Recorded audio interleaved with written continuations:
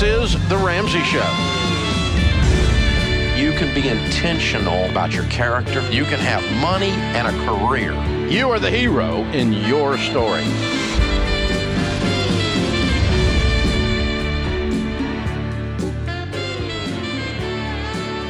Live from the headquarters of Ramsey Solutions, broadcasting from the Dollar Car Rental Studio, this is The Ramsey Show, where America hangs out to have a conversation about your life and your money.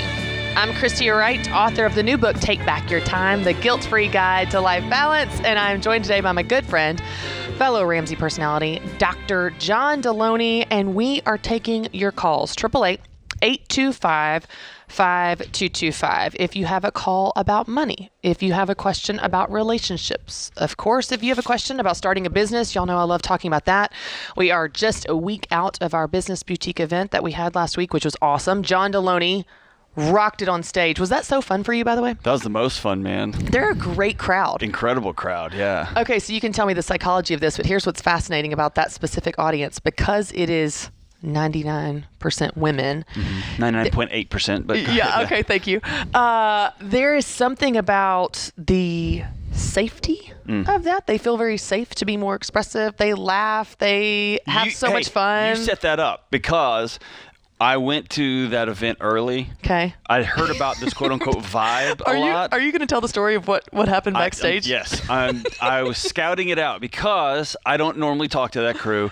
And although on my show, that's the demographic. But I'm usually speaking to business owners and rough and tumble folks. And so I went into that vibe. And what you created was a room of 1,400 or 1,500 terrified, I'm out here by myself, and you systematically interjected safety, you interjected, hey, you're going to have to just let that go because that's not how we're going to roll in here. And then, I roll up, and I just walked backstage, and there was like dancing going on, and I thought, what is happening? This is, if I have to dance tomorrow in spandex and heel, I'm not gonna be able to do this. And anyway, but what you did though, and that's so strategic, was you made everybody say, dude, you got to put all of your, am I standing right? Am I the right fit or the right? That's all got to go because we're about to dance and we're recording the whole thing. Yeah, right? It was awesome. Yeah, well, it was really cool. There's a method to my madness, which people may not see at first glance, but we had there's a woman on our team that is an NFL cheerleader, and she choreographed this dance because it's a trend on Instagram Reels and TikTok to make up dances and dance to it. And it wasn't about the dance. You know that, right? Like it wasn't about the dance at all. It was about, she's going to come out, she does this dance. They all think they're observing. They all think we're being entertained by this professional dancer. And then Courtney turns to them and says, you're going to do that. And they're like, no, I'm not. Yep. Right? Like they immediately think, no, I'm not. I can't. I'm not a dancer. All the excuses, which is basically an analogy for life and business. I can't. They're different. I'm not smart enough, not business minded, don't have a business background. And then they break it down into steps, dance steps, 4 counts, break it down step by step. They do it again and again and again. And before you know it, that whole crowd of almost 2,000 women are doing the dance. Yep. And it was about what you can do when you get outside your comfort zone, what you can do when you break something down into steps, how you thought 20 minutes ago you couldn't do that. Now you're doing it. That's the message of it. And there's also a few... And by the way, you're going to have fun while I'm teaching you this message. There was a few brave souls who went first that inspired everybody. Yeah. Because everyone's looking around, and then there's a few rock stars who may have been there a few times that thought, here we go, I'm all in. Right. And they made it okay for everybody else. Yeah. And that just reminded me when I went home, like, man, you got hard stuff to do in your neighborhood and your community, go first. Just go first, man. Yeah. It's awesome. It was a lot of fun. Well, you did such a great job, and I know your talk really connected with people. There's such a power in digging into the issues behind the issues. And you guys experience this when you watch The Ramsey Show a lot of times. You call in, and it might just be a money question, like how much am I supposed to save? It might be, kind of surface level in that sense, and we'll give you the practical financial steps you can take to get to where you want to be and get out of debt and build wealth. Or it might be a deeper issue. I can't tell you how many times we've taken calls on the show, and it's like, this is actually not a money call at all. It's not a money question. It's a relationship question, or it's a, some other type of question. So if you have a call for Dr. John Deloney or myself, we are here for you all day today. 888-825-5225. We're going to kick this off and go to Indianapolis with Rebecca. Hey, Rebecca, how are you? Good. How are you? Good. How can John and I help today? Can you hear me? Okay. Yeah, you're great. What's going on? So I graduated in 2019 with $100,000 in debt. 36 of that was in my name, and the rest is in my dad's name as a consolidated Parent Plus loan. And then he wants me to pay it back, but I'm not sure what to do here because when I went to college, I actually had a full ride to one school, but my parents wanted me to go to the same school that they did. I didn't have money for school, and my dad just said we'd figure it out with loans and that he would sign all the paperwork and do all the details, and he would just call me every semester to fill out the paperwork and get it signed, and we would figure out later how to pay it back. He said initially that I would pay for textbooks and tuition and that he would take care of the rooming, whether that was the dorm or renting an apartment. But, I found out later that he used the rent to pay for the apartment with the Parent Plus loans. And so when I graduated, he said that I'd pay 2/3 of the $73,000 Parent Plus loan, but now he's changing the terms to half and half, and now it's kind of just we'll both work towards it until we get it paid off. But he hasn't paid a penny throughout this whole entire interest rate deferment, and I've been kicking my butt off to get my own loans paid off. So good for you.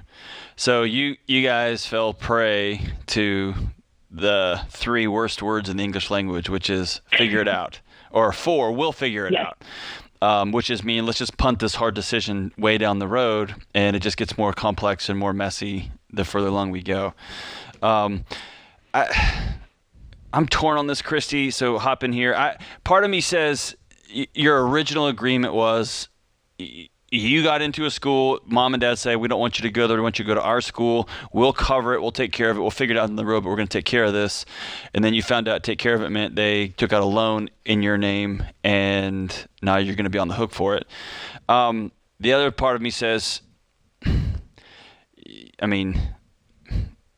your name's on the loan. At the end of the day, you're going to lose your dad over this deal, and you may end up having to pay this back anyway.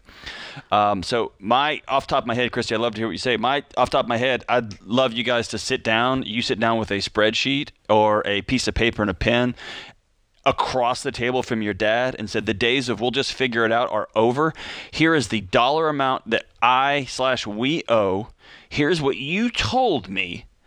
And we need to come away from this with a plan, and we're both going to sign this piece of paper. And this is going to be hard for you, but you are having to be the adult because you're being dragged around by a child masquerading as an adult. Does that make sense? Yeah, well, so the $36,000 alone is just in my name, and then he has $73,000 that is just in his name. Is that $73,000? Okay, just in the Parent Plus, you're right. So is that $73,000? Was it school expenses only, or did he use that for other things? I am not sure. So when I calculated my room and board and tuition and everything, there's an extra $25,000 that I can't count for, and I'm not sure what it's for, and he doesn't like to talk about it. Yeah, there's a lot of unknowns here, Rebecca. Mm-hmm. The agreement up front was unknown. The agreement now is unknown. It's a moving target, and you feel like you're not going to be able to hit the target, and you can't because it's moving. I completely agree with John. You need to sit down, have a conversation, come up with a new agreement you both agree on, and then whatever that is, even if it's that you pay all of it, you'll feel peace just knowing what you're working toward here. Because right now it's a moving target. Sit down and have a conversation, nail down the terms, and I think you'll feel better, whatever that is. This is The Ramsey Show.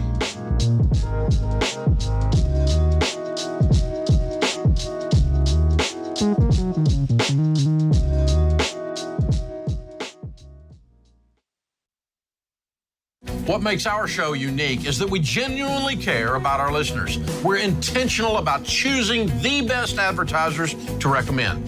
Blinds.com is no exception. They offer high-quality window treatments at unbelievable prices, and they make it simple to shop blinds, shades, and interior shutters with easy online ordering, free shipping, and a guaranteed perfect fit.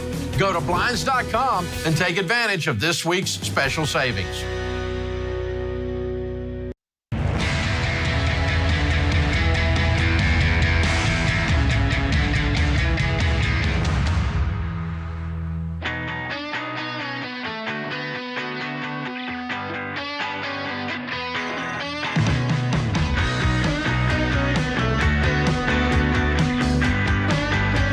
Christy Wright, and joining me today is my good friend, Dr. John Deloney, and we are taking your calls, 888-825-5225. Just before the break, we were talking about how a lot of the calls that we get on the Ramsey Show come in as a money call, or a money decision, and often it's really something more than that. We peel away the layers, and it's either a relationship question or a communication question, something else going on. And I think the call that we were just talking to Rebecca in Indianapolis even before the break was an example of that, because I've seen this too, John, and you could apply this to anything in life. You could apply it to business or whatever. It's like, well, we didn't really have a clear agreement up front, or we didn't really have a clear plan up front, and then we both feel like we've missed the mark on the plan, but it's because there was no plan. Right. And then people are hurt. There's actual financial consequences, and man, that's such an example of that, because now it's this ambiguous, we'll figure it out, and then it's not getting figured out. And then Dad's gonna so in that last call, there was about $100,000 of student loans. About 70 grand of that was a Parent Plus loan. 30 grand of it was her student loans. And at the beginning, Dad said, "Hey, you know what? I'm gonna take care of this. We'll help you out here." And then 3, 4, 5 years later, it's, all right, well, you went to college and we got you through it. Now you're going to pay the rest of this back. And then this young woman who's graduating is saying, whoa, I feel like the terms are switched. Oh, and by the way, I did the math and there's $25,000 or so extra dollars here. And that's something, Christy, that happens a lot is people get these student loans. They get big checks that may cover all their tuition, all their room and board, and there's an extra $4, $5, $7, $10, $25,000 left.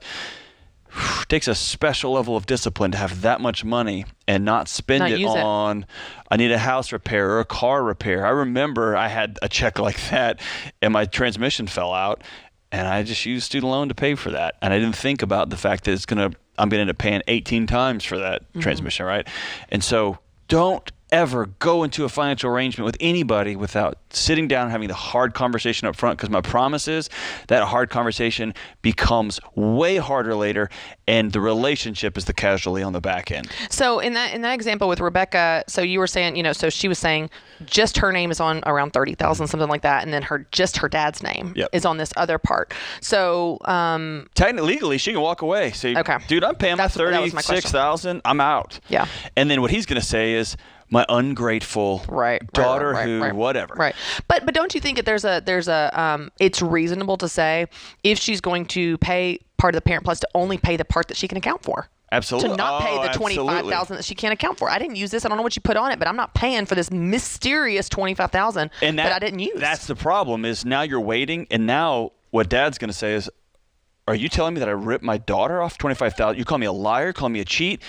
Like, well, at that point, speak to me from your perspective. At that point, isn't that a boundaries issue of like, I'm going to cover my bases and do what I said I would do, which is my school. All of this is a boundaries issue. Yes. All that manipulation is on you. If you don't have boundaries, you will at some point, and they will either be imposed on you or they will be built out of self-defense, self-preservation, not out of I get to do this. It becomes I have to do this. Yeah. And you never want to build boundaries out of I have to, because that's always protecting yourself from someone that you should be in close relationship, like your dad. Right? I mean, that'll preach, John. You're going to have boundaries regardless. You can either do it from I get to, from a healthy perspective we all agree on, or I have to out of self-preservation. I can have boundaries about what I eat every day. Or at some point, I'll be in a hospital bed, and the physician will decide. There's boundaries there. There's boundaries. They will be imposed on me. Yeah. I can treat my wife this way, or I will get a boundary. You will not have a wife. I will get papers, right? So you will get boundaries. Man. What you want to do is set them as early as possible and towards what you want, not what you have to respond to. That's good. Man, that's really good. That's powerful. All right. We are taking your calls, 888-825-5225. We're going to go to Knoxville, Tennessee with Jesse. Hey, Jesse, how are you? Pretty good. How are you guys? Good. What's going on? Well, my wife and I just moved to Knoxville a couple days ago. A few weeks ago, we previewed the apartment we would be moving into, and it looked immaculate. And on move-in day, it was an absolute mess. I mean, maintenance was still pulling somebody else's stuff out. It was a wreck. I talked to the manager of the place and basically said, fix it. And she put us in the townhome on the property, which is awesome. But the townhome still has a whole host of issues. And I don't really know how to approach it. Okay. When you said you toured it and it was immaculate, you toured like the model, I'm guessing? Yes. Okay. Mm-hmm. And then this one is the real one, which has people's stuff in it. How long is your lease, Jesse? 13 months. So you're in this one for a minute. I know that these tenant laws are sometimes state-specific, oftentimes city-specific. I can tell you an experience I had in Texas where my wife and I moved into our first apartment. It was a disaster. There was bugs everywhere. It was a wreck. It wasn't taken care of. And ultimately, they said, go get a lawyer, and they called my bluff. And it would have cost me X amount of dollars to fight this thing and drag it out. And we only had 6 months left. And so ultimately, we wrote it out and then left. But really, you've got a legal obligation. What I would recommend is that you send stuff in writing, because they do have some legal responsibilities. If you write down, here are the things that are not finished, then you can begin to build a case. So if this is a pattern of behavior, if the things are messy, turns into things are unsafe or unsanitary, you will have a pattern of in writing, not just, hey, I called over on this day. And if you did call, document that phone call, but just open up a file. And this is super annoying. And I'll tell you this, for you and your spouse, this can be a thing y'all do together that brings you closer together, or this can become a fist fight that divides you. Don't let the second happen. Be intentional about it. And send registered letters, send emails with read receipts on them. And if you do have a conversation, make sure you document that in a special journal there. And so if it does get messy, or if you do decide, you know what, I'm not paying this for another 11 months or 10 months, you can call an attorney and see if they can get you out of that lease. Yeah, I think the one piece of this that is encouraging to me in the context of your story and your question, Jesse, is that they seemed somewhat like they're willing to make it right. Are they? Are they, like, the fact that they put you in a townhome and they're trying to fix it? Are they trying? Or are they just kind of like, yeah, this is it, deal with it? I mean, it's hard to tell because we moved in on Thursday, and then Friday was the first day where we really had a good look at the townhome, but all of our stuff was already here. We've tested out some of the appliances, and they only kind of work. They were closed on the weekend. Otherwise, I would have reported a bunch of stuff, and we just got the last of our stuff from our old place today, and that took most of the day. So, I mean, aside from me saying, fix it or I'm going to take you to court, and then her putting us in a townhome, they really haven't done anything. They swapped out one electrical socket. Okay. You what? They swapped out one electrical socket. Gotcha. And it may be something that you ask them in writing. Obviously, if I go ahead and fix these things, can I deduct the cost of these from my rent? And if it's a matter of, I need to order a new dishwasher, I need to change these plugs out, et cetera, we can deduct these out from the rent. But ultimately, it's going to be on you to keep immaculate records, communicate in writing, and don't let this steal your character. Don't stoop down to their level. Don't act like an immature brat. Continue to be professional and respectable. Don't make big threats. I'm going to take care of your business. And if they don't take care of their professional responsibility, what they agree to in the lease, then you go about your options, which are really, getting a lawyer. Yeah, and I think it stinks because in situations like this, Jesse, it's one of the things where you just have to figure out which version of hard do you want to deal with? Yep. Do you want the version of hard living in a place that the appliances kind of work, or the version of hard where you're trying to take an apartment complex to court and the legal side? Both are hard. Yeah. You just choose which one. Both have a cost. You just choose which cost that you want to take. And I'm sorry you're in this position. Yep. No one likes to feel misled.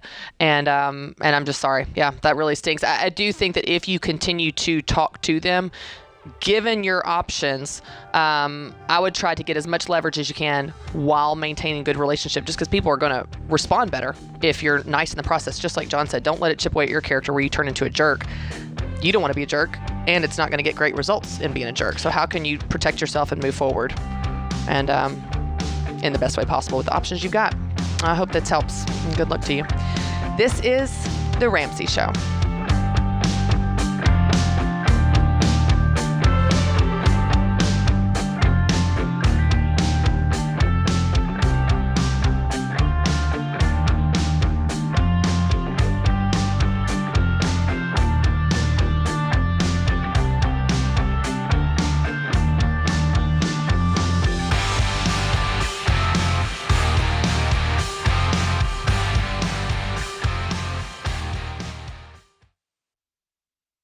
If you're considering a career in technology, I recommend Bethel Tech, and I'm not alone. Here's what Brendan said. Before Bethel Tech, I was driving Uber. Within 4 months of graduating, I got a job paying $60,000. About 2 years after that, I got a remote job that pays me $130,000, all thanks to what I learned at Bethel Tech. you could be next. Get started today at BethelTech.net and get $1,000 to $2,500 off of your tuition. Again, it's BethelTech.net/Ken Coleman.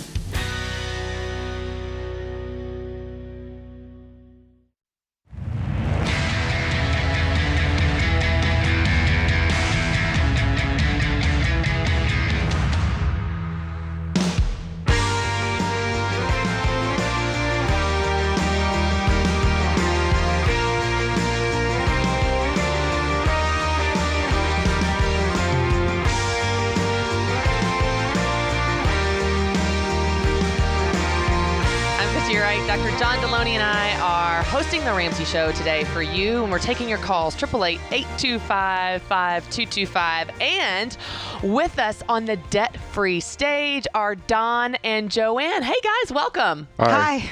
So I'm guessing this is good news for you. You are on our debt-free stage. That can only mean one thing. You are debt-free. Yep, we did it. Congratulations, y'all. Okay, how much debt did you pay off?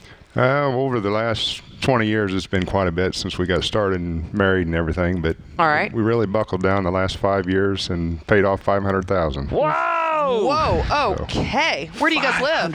We live in Kansas City area, Liberty. Okay. Awesome. Okay, so tell me. Okay, you want to focus on the 5 years, or you want to focus on the full picture, the 20 years? You tell me. I can tell you a little bit of the full story, but let's have it. Past 5 years we've buckled down, but we've been married about 34 years and started out with a little bit of nothing, like most people do.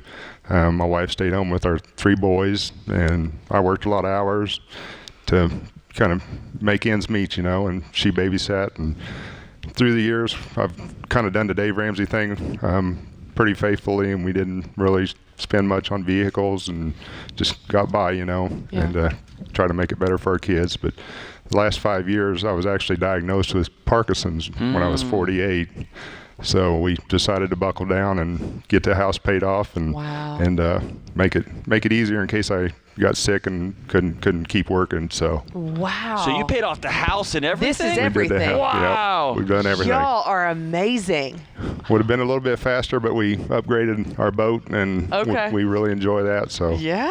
You got to do what you got to do. I love What's this. your household income during this time? In the past 5 years, we went from 150 to about 250. Wow. Okay, what's that jump? Tell us that story. I changed jobs. I work for Ford Motor Company on the assembly line, actually, and work a lot of hours there. And my wife. I have my own tax and accounting practice. We're Dave Ramsey ELP providers. Awesome. My 2 sons, 3 of them are here. 2 of them work for me, or my partners. Yeah. So it's a family business, and so her income increased a little bit. So that's amazing. What a story you guys have had, especially over the last 5 years of just the motivation to do this, the focus and intensity. Tell me a little bit about this, specifically the last 5 years of buckling down or saying we're going to pay it all off.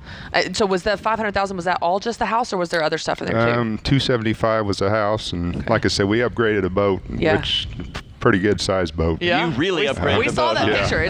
That's a nice boat. Dave always says boats are a terrible investment, but we kind of bought it to the right time, and then COVID hit, and it's actually worth more than we paid for it. So. Okay. All right. We can, my boat fits about 2 people, and it's camouflage. There's holes in it. It is not that boat. Yeah. Golly, that's incredible. Look at that. That's where we spend most of our time. So. Wow. Beautiful. All right. So tell me, what in the last 5 years, especially when you guys got really focused and intense, you're like, we're going to pay off the house in the midst of upgrading the boat and all that stuff. What was the what kept you on track? What did that look like in your marriage in a practical way? I probably was the least.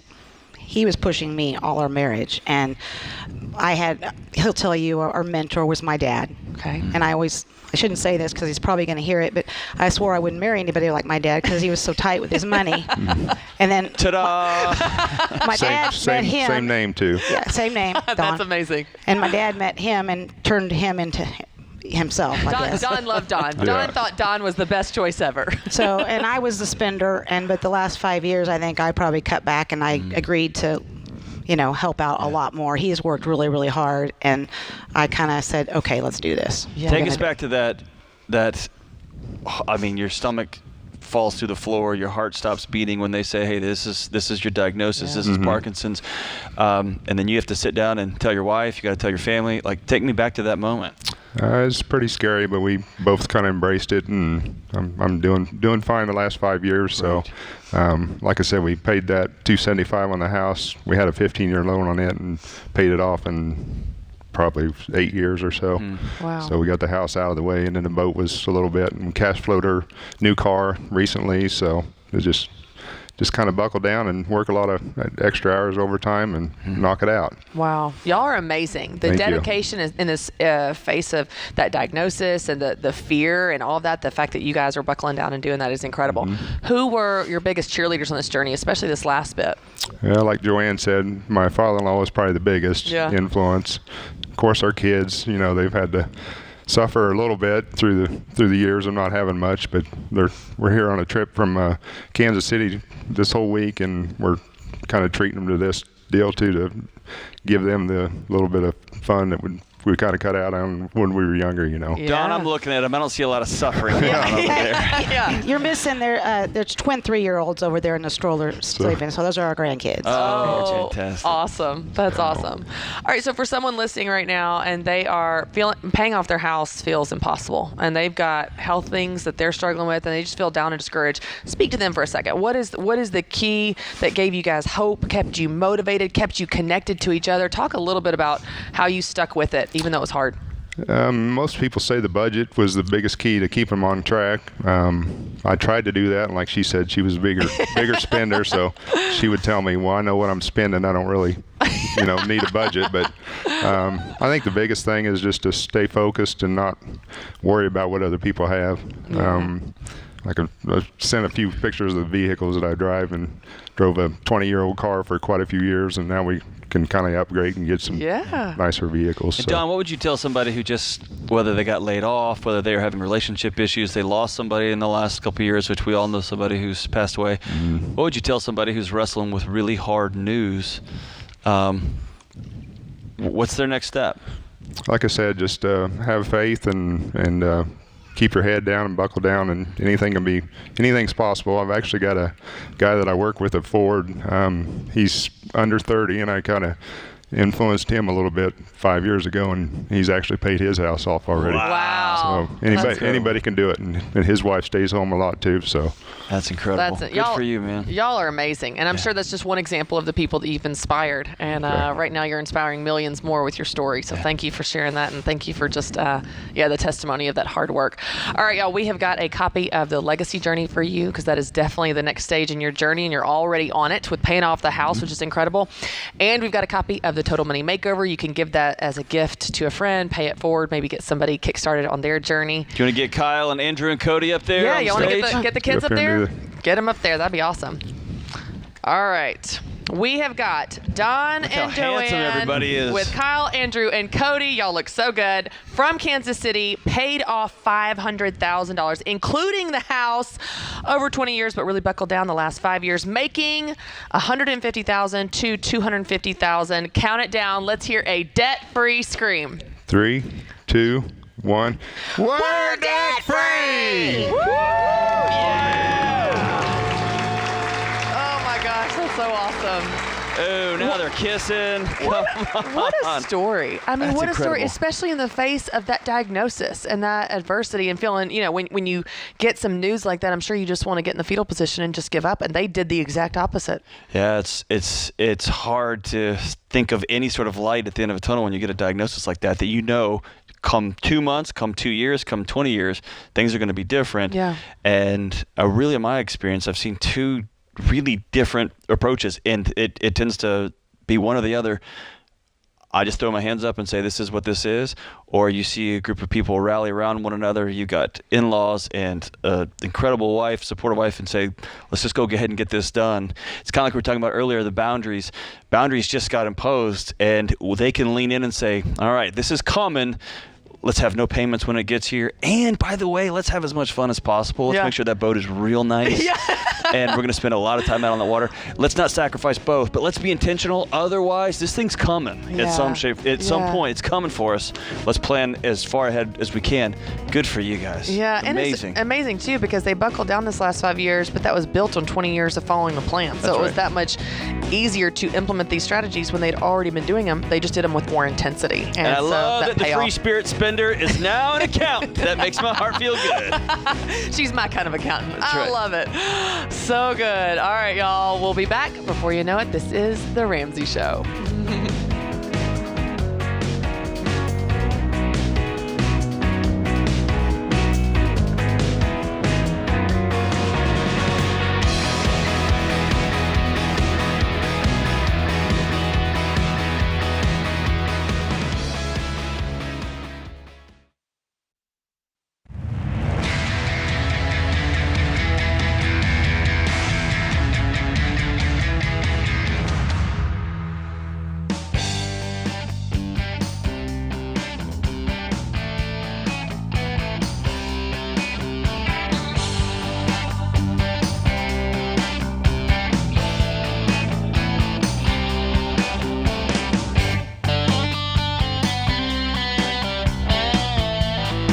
I'm Christy Wright. Joining me today is my good friend and fellow Ramsey personality, Dr. John Deloney, and we are taking your calls, 888-825-5225, and we're going to go to Harrisburg, Pennsylvania with Evan. Hey, Evan, how are you?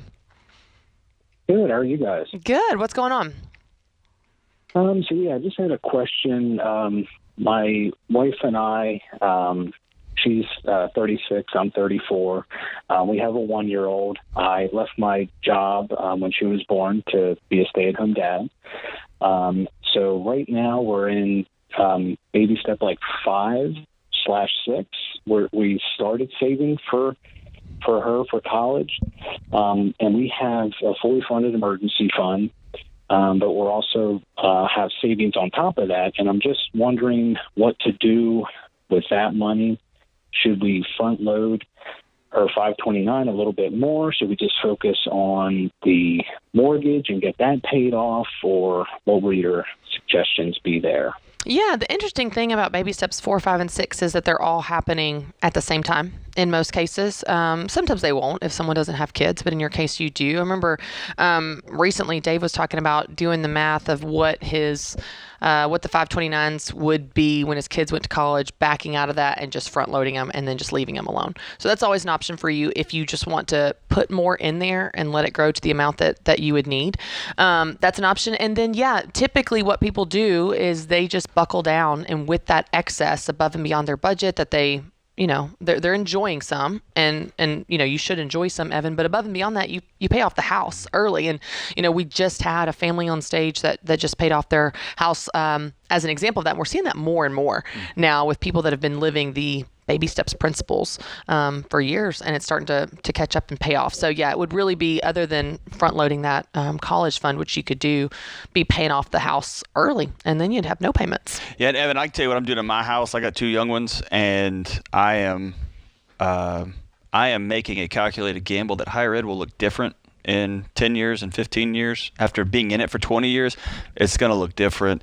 And so I am saving for college appropriately, but I'm taking any extra money and paying my house off. That feels like more like a more present liability to me than what the cost of higher ed might look like in X number of years. Let's just stay here for a second, Evan. If you've got a second, let's just camp here for a second and talk about this issue with college savings, because I know that that's something that a lot of people fear is exactly what you just said. Yep. And they think, I'm putting all this money in this account, and it's going to look different. What if it's not enough? What if it's too much? So what are your thoughts on that? Especially, with your background being in higher ed, what's the best route to kind of go, okay, we're going to follow the baby steps, and at the same time know that it probably will change? The way they're structured right now is any sort of education or post-secondary education you can use it for. And so if I wanted to go back and get some more counseling classes, or my wife wanted to go get a fill-in-the-blank certificate, or just want to do a midlife career change, which I've done just now, that 529 will pay for that too. Right. And isn't it something where if your child gets scholarships that you can then get some of the money There's back. a lot of nuance to it. Yeah. So all I have to say is it's a great retirement. I mean, it's a great savings tool. And for those, especially for those of us who, man, if you look over and you've got a pile of money in an account, that's going to be hard to just let it sit there and grow over the course of time. At the same time, I personally, and again, every teacher's own on this one because you're doing 4, 5, and 6 together, but I'm going to pay my house off, which is a present debt that I stare at every month. It drives me crazy versus what this thing may be X number of years from now. Yeah, Evan, I hope that helps. And you make such a good point too, because you've got that interest on your mortgage right now that you can knock that out and not only get it paid off earlier, but then you have no payments at all. You can do whatever you want to. Right. But I love that reminder because it probably will look different. And you know what? The fact that you're asking that question, Evan, shows me that you have a lot of margin. Yeah, good for you, because if you did not have that margin and weren't living on a budget, you would not be asking that question. So well done. You're doing awesome. All right, let's go to Leah in Lima, Ohio. Hey, Leah, how are you? I'm good. How are you? Good. What's going on? My husband and I, we are 28, and we are married 11 years now. We got 2 kids who are both in school. We have 0 debt. We have a debt-free trucking company.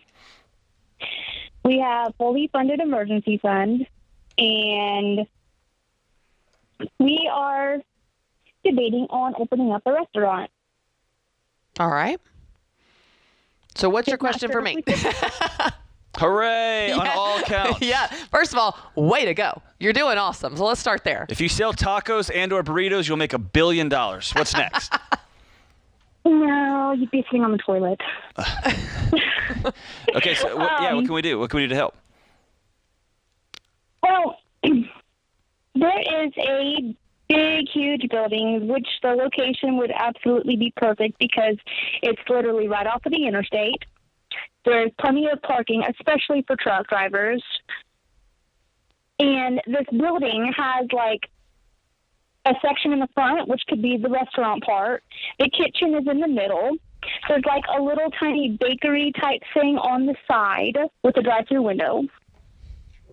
And on the other side of the kitchen is a huge like hall, like would be perfect for like wedding venues or wedding receptions or birthday parties or whatever. Oh, Leah, you're already in love. Leah has got the vision. Leah is already in love. Oh, no. And then, like, in the very back, there is, like, this little office, and it would be, like, perfect for the trucking company. Leah. And so, like, there's, like, 3 things right there in a row. Don't do it. I just don't know if we should do it or not. If you've got the cash, do it tomorrow. If you don't do it. Okay, let's start with that part of it. Do you have the money to do this? The savings to cash flow? Right now, our trucking company would be able to fund it in cash. Okay. And we have the deposit and the first month's like lease payment up front in cash right now. Yeah. Okay. So you've got something to work with, which is great. Here's a couple things that I would encourage you to do. Number one, I would encourage you to take that big vision that you have, and I see it. You can see it. You can see the people. They're getting their coffee. You've got the office. You can see it, Leah. I hear it in your voice. You can see it. What I'm going to need you to do is back out of that idea to the babyest version of that idea you can think of. Is it just the front space? Is it just the tacos? Is it just the office? Like, what is the minimum idea that we could start with to prove this concept? Where is it just a build out of just the front and you're going to serve some baked goods and you're going to prove that truckers are going to stop at this place and get their, okay, I want the baby version that's going to be the lowest cost because then it's the lowest risk. While you prove the concept, get some more money in the door to fuel, fund, all that, the expansion of it to then the second part and the third part and so on. I got a head tilt to the wedding venue because I'm not having my wedding where truckers are hanging out. You just told me it's a restaurant, wedding venue, truck driver hangout, and bakery. It's a truck stop meets your dream wedding. I don't see that. That could be a reality show. Right. I don't know. Leah, maybe I just don't have the vision. But let's start with what you know will work, which is possibly a restaurant, a quick serve food service off the interstate for your target market, which happens to be the trucking company that you're already working. So I want you to definitely come up with your baby version idea where you can prove this. Part 2, you need a real business plan for this. What stages are you going to do? What things? How much is each stage going to cost? How are you going to operate it? All the details that are not as fun for visionaries like you and me, but they need to happen. So think of the staffing and all of that information. And then I want you to think through even the record keeping piece of this, because when you said the trucking company is going to fund it, I just want to make sure that, when entrepreneurs get into things, sometimes that money can get mixed and it becomes a nightmare for taxes and record keeping. So just make sure part of your business plan is getting all of your accounting in order for the expenses of this. Christy, you work with business owners all the time. Can I tell you my first big head tilt? Tell me if I'm crazy here. Tell me. Don't put a penny down on a lease until you have gotten a contractor or two in there to tell you how much converting a kitchen and building it and all that, because that build out may be $600,000-$700,000, and if you don't have the cash to do it, don't do it. Well, and I'm thinking too, like just set up literally a taco stand in the front with no commitment, no lease, nothing. Prove the concept before you make a commitment. That's the idea. Be wary of the word perfect. We do that in relationships and businesses. It's never perfect. It's never perfect. Oh, it's a good note to end on. All right, I want to thank producer James Childs, associate producer Kelly Daniel, my co-host Dr. John Deloney, and you, America. This is The Ramsey Show.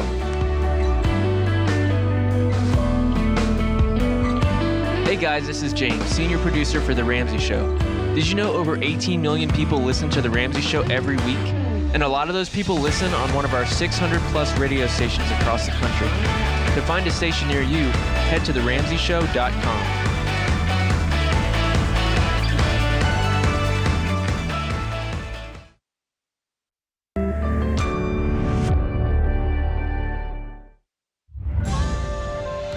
This is The Ramsey Show. You can be intentional about your character. You can have money and a career. You are the hero in your story.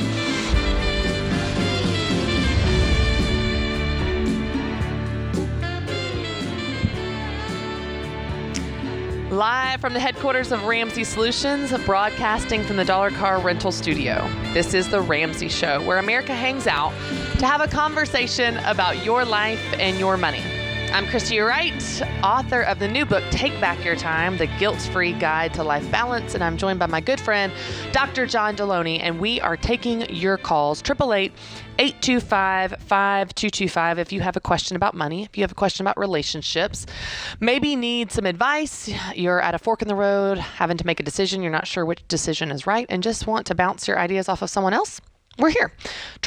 888-825-5225. And we're going to kick off this hour by going to Orlando, Florida with Holly. Hey, Holly, how are you? Hi, I'm great. I'm so excited. How are you doing today? Good. We're excited to talk to you. What's going on? Good. Thank you so much. I am a single mother. I'm 40 years old, and I have a little miracle baby 2-year-old daughter. And I am trying to determine right now whether or not I should sell my home to take advantage of this market and perhaps move in locally with my mother for a year or two. Even though I know in my heart that probably is not the smartest move, it might be the best financial decision to help secure my future. And I just wanted your advice, just kind of wanted to bounce a couple ideas off of you and see why it might make sense and might not. Yeah, well, I'm so glad you called, first of all. Thank you. I'll tell you my gut response, and then I want John to talk about this because I'm sure from the relationship aspect, he is much wiser than me. I can only speak from my experience, and that is that if I want to have a relationship with my mother, I should not live with her. And I love my mother. Love her living in a different house than me, most of all. And so for me, what immediately jumps out to me, Holly, is not just that relationship piece that, of course, I'm looking at it through the lens of my own relationships, but is that real estate typically only goes up anyway. And yes, the market is hot right now, but you're not going to lose money if you stay in your house. Your house is secure. Your house is safe. I mean, real estate goes up typically. So my thought, my gut is no, stay, especially when you said, I think I know, I think that's not a good idea from the relationship aspect. You don't need to, unless you do. I mean, is there some financial burden that you didn't mention? Do you have a lot of debt? Like what's going on with your other finances that makes you feel like you need to sell it to have that money? Yeah, I think the biggest concern is that I am 40 and I only have about $60,000 so far in retirement. I've been following the baby steps for the past 4 years. Cut up my credit cards. I paid off $30,000+ in credit cards over the past 4 years, and I just paid off a $50,000 student loan in September. Congratulations! That's huge.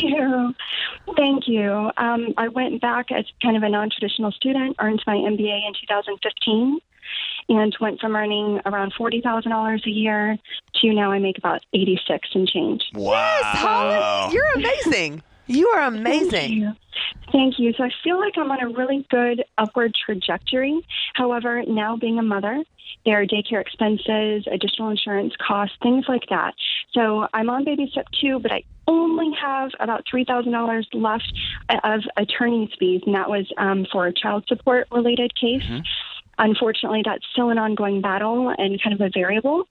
But so that's kind of where I am. I feel like I'm in a decent position, but I'm a little bit behind in retirement. I am eager and anxious to begin or to resume a college savings fund for my daughter, and to get the 3 to 6 months of security put in the bank for us. So yeah, that's kind of where I stand. So Holly, here's been my experience over the last 24 months. Tell me if this rings true with you at all. Okay. Every single media outlet on the planet, I guess except for this show, where everybody seems to have kind of a still pulse, is rattling every cage they have. They're banging every pot and every pan and every gong and every drum, letting you know that you're not okay, you're not safe, you're not fill in the blank. You're not enough, you should have been, oh my gosh, and this is all coming down. Mm-hmm. What you just rattled off to us is that you got $3,000. You've been busting it, both in your academic life, in your professional life, in your personal life, and then ta-da, you got a kid, and hey, let's figure this out. We're going to keep going. You are walking, like as Dave talks about, the tortoise and the hare. You're the turtle. You're just getting up every day, and you're grinding it out, and you're working hard, and the next day you're working hard, and the next day you're working hard. Do you have a math issue when it comes to retirement? Yeah, you're 40. I mean, you got some money. You need to start socking away. But you are well on your way. And what every system is telling us is you better do something. Dump all of your money, cash it all out, buy Bitcoin, do all this crazy stuff. And then there's Holly getting up every day, being disciplined and doing it and doing it and doing it. I'm going to follow Christy, man. Unless you tell me something catastrophic is happening, you've got to get out of this house. I don't like this house. It's not safe. I want your mother to be your young child's grandmother. I want y'all to love going out there for Sunday lunches. And I want you to just keep those negative voices telling you that you're behind, that you're not enough, that you screwed up. Keep those at bay. Keep those out of your head. Turn the stupid thing off and keep plugging away step after step after step after step. And you're going to look up at 50 and you're going to have paid off your house. You're going to have no debt left. You're going to have settled this nonsense legal stuff. You're going to be debt free, and you're going to be able to cash flow college. You're going to be able to save up for college. Your retirement's going to start adding up. It's just doing the small things day after day after day. Yeah, and Holly, the thing that stuck out to me when you were telling me a little bit about your finances and your situation, you said you don't have much saved in retirement, and I'm 40, and I thought, oh, you're young. Yeah, you're like a child. 40, like you're doing amazing. You are like a blink away from being debt free. You are so stinking close to being debt free. You're going to get your 3 to 6 months of emergency fund really quickly after that. And then you're going to be adding to your retirement, and you'll be able to speed that up and pick up once you don't have these payments behind you. You are doing absolutely fantastic. I think sometimes when we get so motivated and excited, which is a good thing in order to work the baby steps and pay off our debt and so on, we want to fast forward it. You cut corners, and you don't need to. Like if someone was in a desperate situation, we'd say, yes, sell the house. To your point, you're not in a desperate situation at all. You're actually in an awesome situation. You're doing really, really great. And despite the hurdles that you've come across the last few years, you're pursuing further education. You've increased your income by double. You've got a home, a safe home for you and your child. You're really doing amazing. And so if we're the only people that are telling you this right now, let us be the people that are telling you you're doing amazing. You're doing get some different friends. You're doing a great job. You will get your retirement in there when you get to that baby step. Don't even worry about that right now. Pay off that last bit of debt. Work on your 3 to 6 months. Stay in your home. I think stability is even a better thing when you've got other things going on. You're doing great. The answer to your question is you're doing great. And put it this way, it will cost you something to move. It'll cost a piece of your soul. It will cost your relationship with your mom. It'll cost your relationship with your child's grandparent. It'll cost you something, not imaginary equity. Yeah, that's good. This is The Ramsey Show.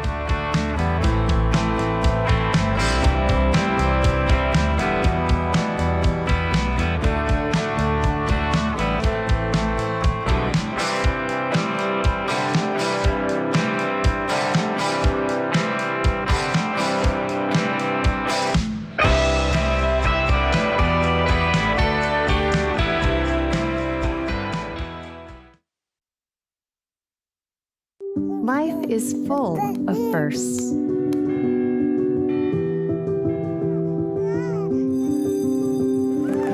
As the first and longest-serving Christian health cost-sharing ministry, CHM has shared medical expenses for its members since 1981.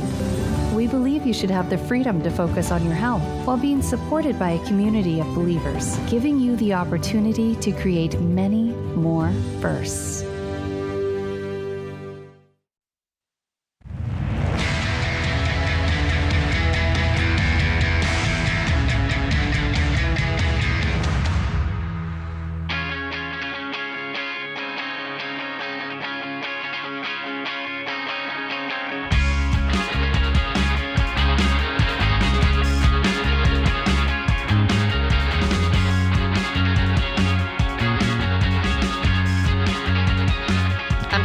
John Deloney and I are taking your calls today. 888-825-5225. If you have a question about money, relationships, starting a business, life balance, anything you want to talk about, we are here for you. We're going to go to New York City, New York with Pete. Hey, Pete, how are you? How you guys doing? Good. What's going on? I'm the proud owner of a Tesla 3, a 2019 Tesla 3, and I've noticed that the trade-in values for used cars, and in particular Teslas, are very high, almost as high as what I bought it for. And I did a quick research. Kelley Blue Book puts my trade-in at around $49,000. Cost of a new Tesla 3 with 0 miles on it, obviously, is about $57K. So I was wondering, should I go for it? I have 20,000 miles on the car I have now, or realizing that I probably won't always get a chance to lock in on such a high trade-in, or should I just go old school, like my dad would say, and just drive it into the ground, which is what I had planned to do before these trade-in values went haywire. What do you guys think? Okay, so I don't want to answer this question in a vacuum outside the context of the rest of your finances. So let's talk about how the rest of your finances are doing. Do you have any debt? Just my mortgage. Okay. And you have a fully funded emergency fund of 3 to 6 months? Yep. Okay, cool. So I guess the thing that sticks out to me, and we've got a lot of calls like this, and John, you jump in on this. The thing that's interesting is people are asking questions. Should I do this? Should I sell my house? Should I trade in my Tesla in this example? Just because the opportunity is there, when really outside of the opportunity or perceived gain, you like the car that you have, you like the house that you have, whatever. So I guess, is it just purely because you could make a good return on it?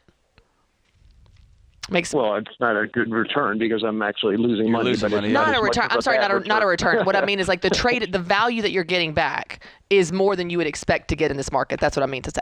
Historically, trade-in values for used cars are high, and it's high for Tesla 3s. I read that's like the most in-demand car. Maybe I'm wrong, but that's just what I read. So you got 20,000. You got 20,000 miles on it. Yep. So you're basically paying a $17,000. Is that about right? $10,000. What you're going to turn around and go buy another Tesla? What's the gap? It's a difference. The gap's about $9,000. Okay, so you're paying. If you had 100,000 miles on this thing, or for a Tesla, you'd have 200,000 or 300,000 miles on it. Yep. That makes sense. It sounds like a lot of headache, and you're trading $9,000 for for 20,000 miles. I mean, a 2019 with 20,000 miles, in my mind, again, I drive old cars, feels brand new. No, I agree. What about this new Tesla? So let's change the whole math problem here, or not the math problem, the psychology problem. What about this new Tesla is more exciting to you than the current one that you have right now? Honestly, and I think you're kind of getting at what is the emotional thing driving this, if I'm reading your question right. And I'm just asking, are you excited about the new Tesla? It's not a whole lot better than the one I have now. It's just, there's a couple upgrades, but it wouldn't be like a way better car. It would be close to parity, just newer. I guess what I'm really worried about or not worried, but am I going to miss this window where the trade-in values are as high as they are, and then I'll be kicking myself in 5 years when I'm trading the car in for, $15,000 when I said, you dummy, why didn't you trade it in when you could have gotten a better deal for it? But you're talking about a 2-year difference here, man. And 20,000 miles. Yep. I think it's a perception thing. Yeah, it's it's a perceived loss. Yes, it's like this. I've got to jump on this, and it's that fear of what if I miss out? To your point, but there's nothing that great about the new car that you want and need. Whatever you like your car, and so it's more the opportunity that seems shiny. And I don't think there is a cost to it, not just the financial cost, but there's also the headache cost. And I think it sounds like you and your car, you're in a great situation. I don't think it's something you need to do. Yeah, so we have there's an incredible book by Daniel Kahneman called Thinking Fast, Thinking Slow, and one of the things it talks about is we are so hypersensitive to perceived loss, even to the point that we will go after perceived loss at the expense of known gain, right? So the hardest thing for anybody to do right now is to just say, I like my house. What I know on paper, imaginary, it's worth more. Nobody's handed me cash yet, so it feels like it's worth more, or my car, or my whatever. I guess I got to do something now because I have to get this good deal, or 3 years from now I'm going to be mad I didn't get this great deal. Not ever asking yourself, dude, do you like your car? And do you like your situation? And do you just want to throw $9,000 at a thing that might make you feel better 3 or 4 or 5 years from now? That just seems bonkers. Yeah. You're debt free. Do whatever you want, man. But if it's me, I'm going to go, that's cool. Yeah. And I'm glad that my car has got high value. I'm going to keep loving my car, and then I'm going to go about my day. Yeah. Yeah. And the thing I want to highlight is you're in a great position, Pete. The fact that you're even asking this question, you've done really well with your finances. You're debt free. You're in a great spot. But at the same time, it doesn't mean we have to do something new just because it's available. Just because you could get a lot of money for your used car. And we keep using this example, but we keep getting calls about this. Should I sell my house because I could get a lot for it? Mm-hmm. It's like, well, do you want to move? No. Do you need to sell your house? No. Well, and our friend Kit Coleman gets that hey, they called me in and said, would I be interested in this promotion? Do you want to do that work? No. No. Do you want to have those hours? No. But it pays $30,000 more. Think about your life. We have this, it may never come again, or they put me in a position, if I don't take this promotion, I'm never going to get it. Man, that's okay. The other thing I would add, Pete, in your scenario, and we didn't say this, but I want to make sure I say it. The two options you have is not trade in and get a good amount for your car now to have a newer car, or drive it into the ground. There's we could upgrade before you drive it into the ground. Right. It could just be, hey, I'm going to drive this for about 5 years. And then to your point, maybe you trade it in for a little bit less.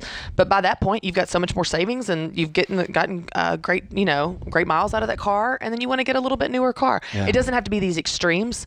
And when we think in extremes, then it feels like it makes the decision so much more emotionally heightened and so much more like, oh my gosh, so much is on the line. You could just do that in 2 or 3 years if you want to. But for everybody out there listening, wondering, should I sell my house or should I sell my car because it's a good moment to do those things? That's the wrong question. The right question is, do you need a new car? Right. Do you want to, and can you afford to move into another house? And then you look backwards and say, okay, what's the market for my sale here, right? Yeah. This is it doesn't always apply in these scenarios, but it makes me think one of the things I've talked about at Business Boutique last weekend, and I've talked about in the context of all of my teaching on life balance, which has been such a theme this fall. Sometimes we just look at good opportunities and we say, should I do that because it's good? Mm-hmm.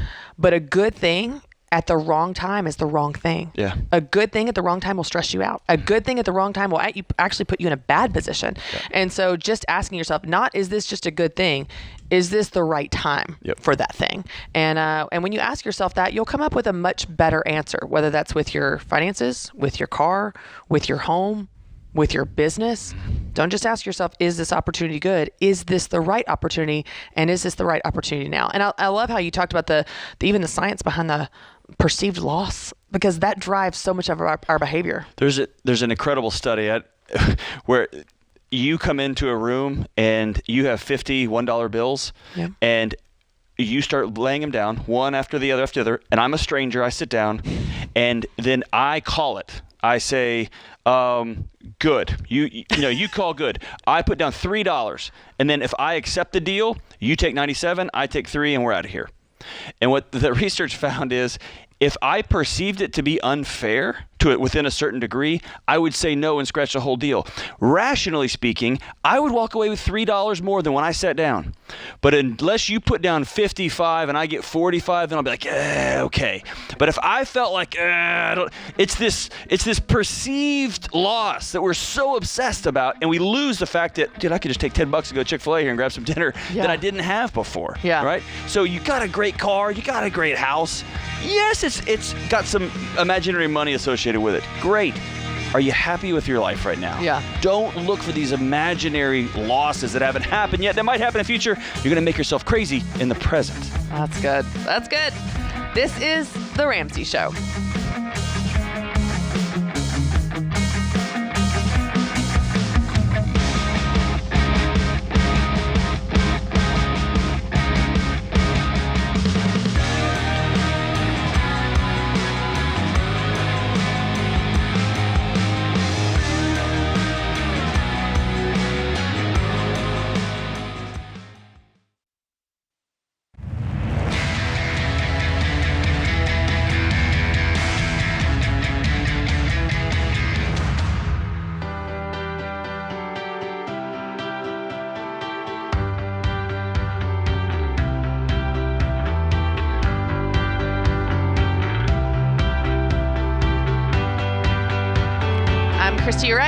Joining me is my good friend, fellow Ramsey personality, Dr. John Deloney, and this is a very special moment because one of our own Ramsey Solutions team members here in Nashville, Tennessee, Matt, is on the debt-free stage. Hey, Matt, how's it going? What's up? Hey, Christy. Hey, John. How are you? This is so exciting. Good. This is huge. Okay, so this is really fun for us because you're on our team and we get to hear your story. And so obviously you work here on the team, but we're going to hear the debt-free journey. Let's start by getting the basics. How much debt did you pay off? $80,110. Wow. And we're not supposed to ask this, but I got to know how much money you make. I'm just kidding. Don't answer that. Just kidding. Deloney. Hey, don't tell everybody what your role is on the team, though. What's your role on the team? I'm a developer on the B2C team. Cool. One of those really smart people that knows how to program things and make things happen for you guys that go to our website and things like that. Okay, how long did this $80,110 take you? 27 months. 27 months. How long have you been on the team? I started May 10th, so just under 6 months. Oh, you're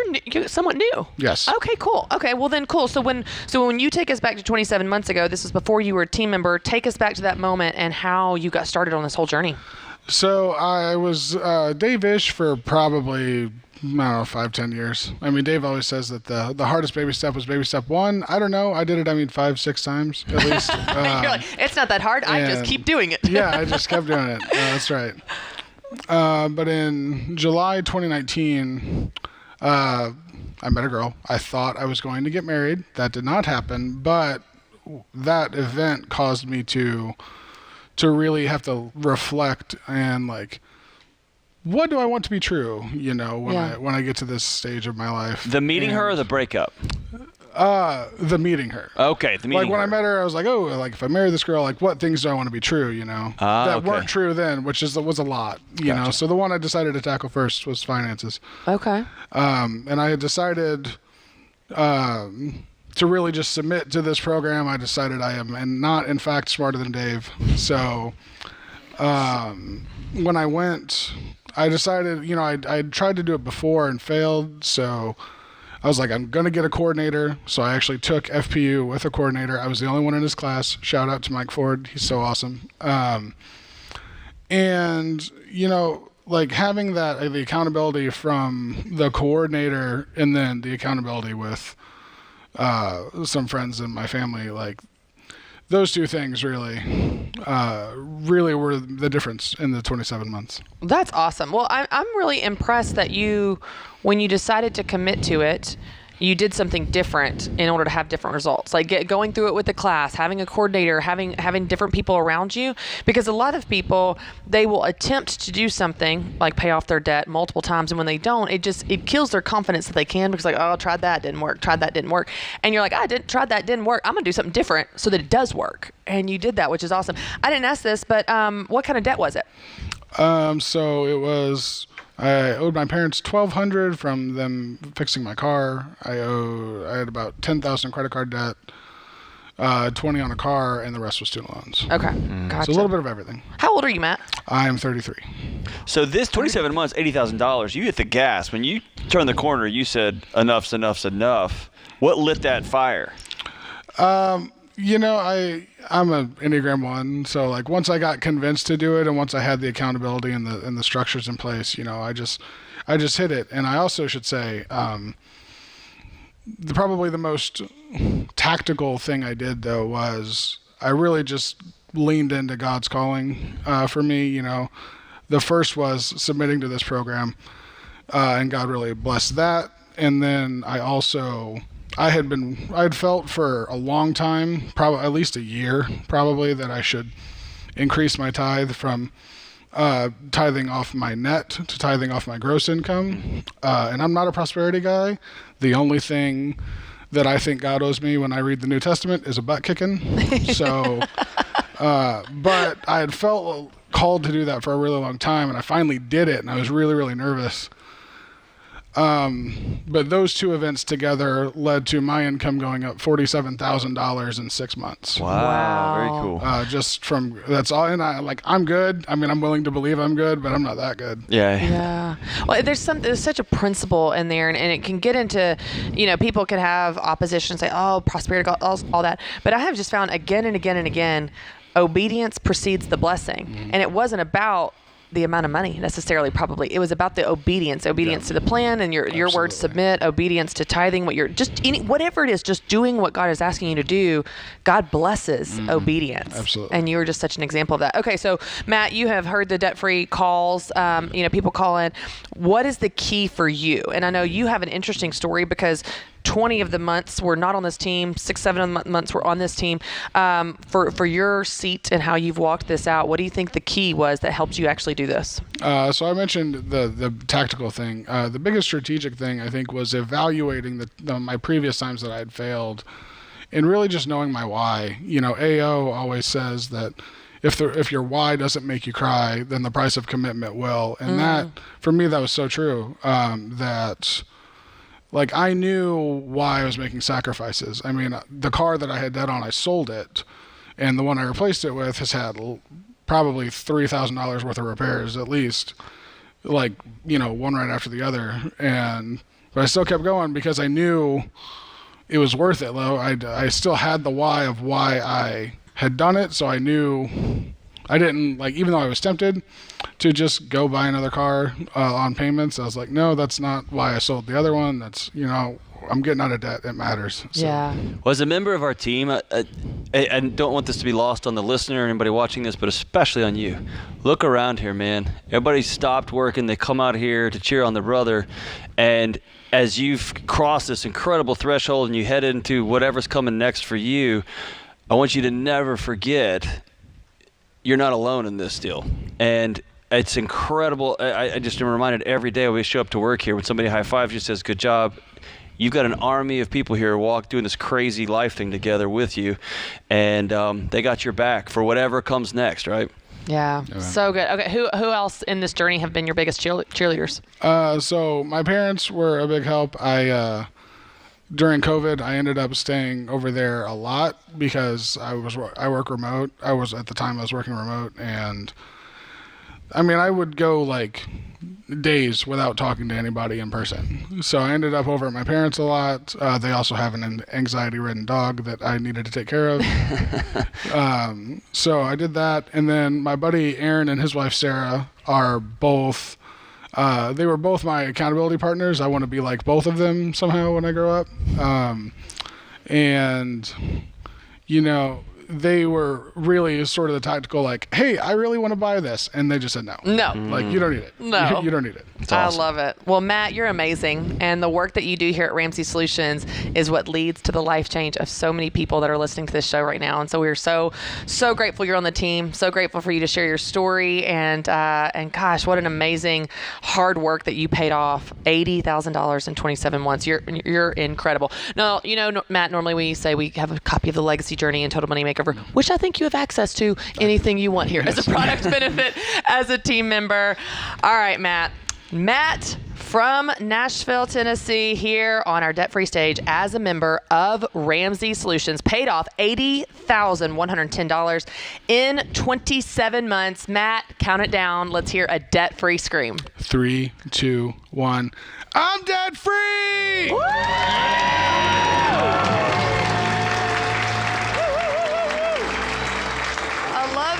Seeing the team in the lobby. Oh my gosh, it's so cool. And how cool that the last 6 months or so as he paid it off was here on our team. I mean, that's just one of my favorite parts about Matt's example is he said, I tried a few times. I was Dave-ish. I tried, failed. And then I did something different. Do something different. Doing the same thing over and over again. I just yell at my kid all the time, and they just keep doing the same thing. Will you change? Right. Maybe you guys are listening right now, and you've tried this baby steps plan. You've tried the Dave plan. You're Dave-ish, and it hasn't worked. Maybe you sign up for a Financial Peace University class. Maybe you sign up for Ramsey Plus. Maybe you get an accountability group. Maybe you put some things in place to help you do the things you say you want to do. Maybe you do something different. This is The Ramsey Show.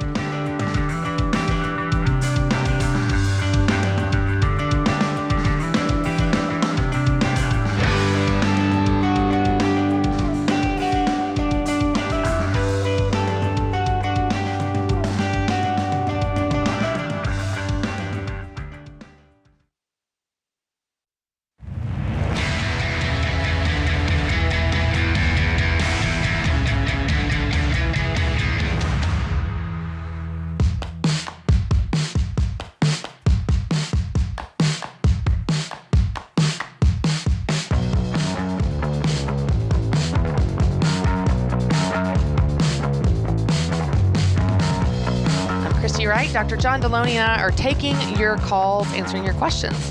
Got a question about relationships, money, starting a business, or the $1 million question, how do you balance it all? It's one of my favorite ones to answer, especially these days.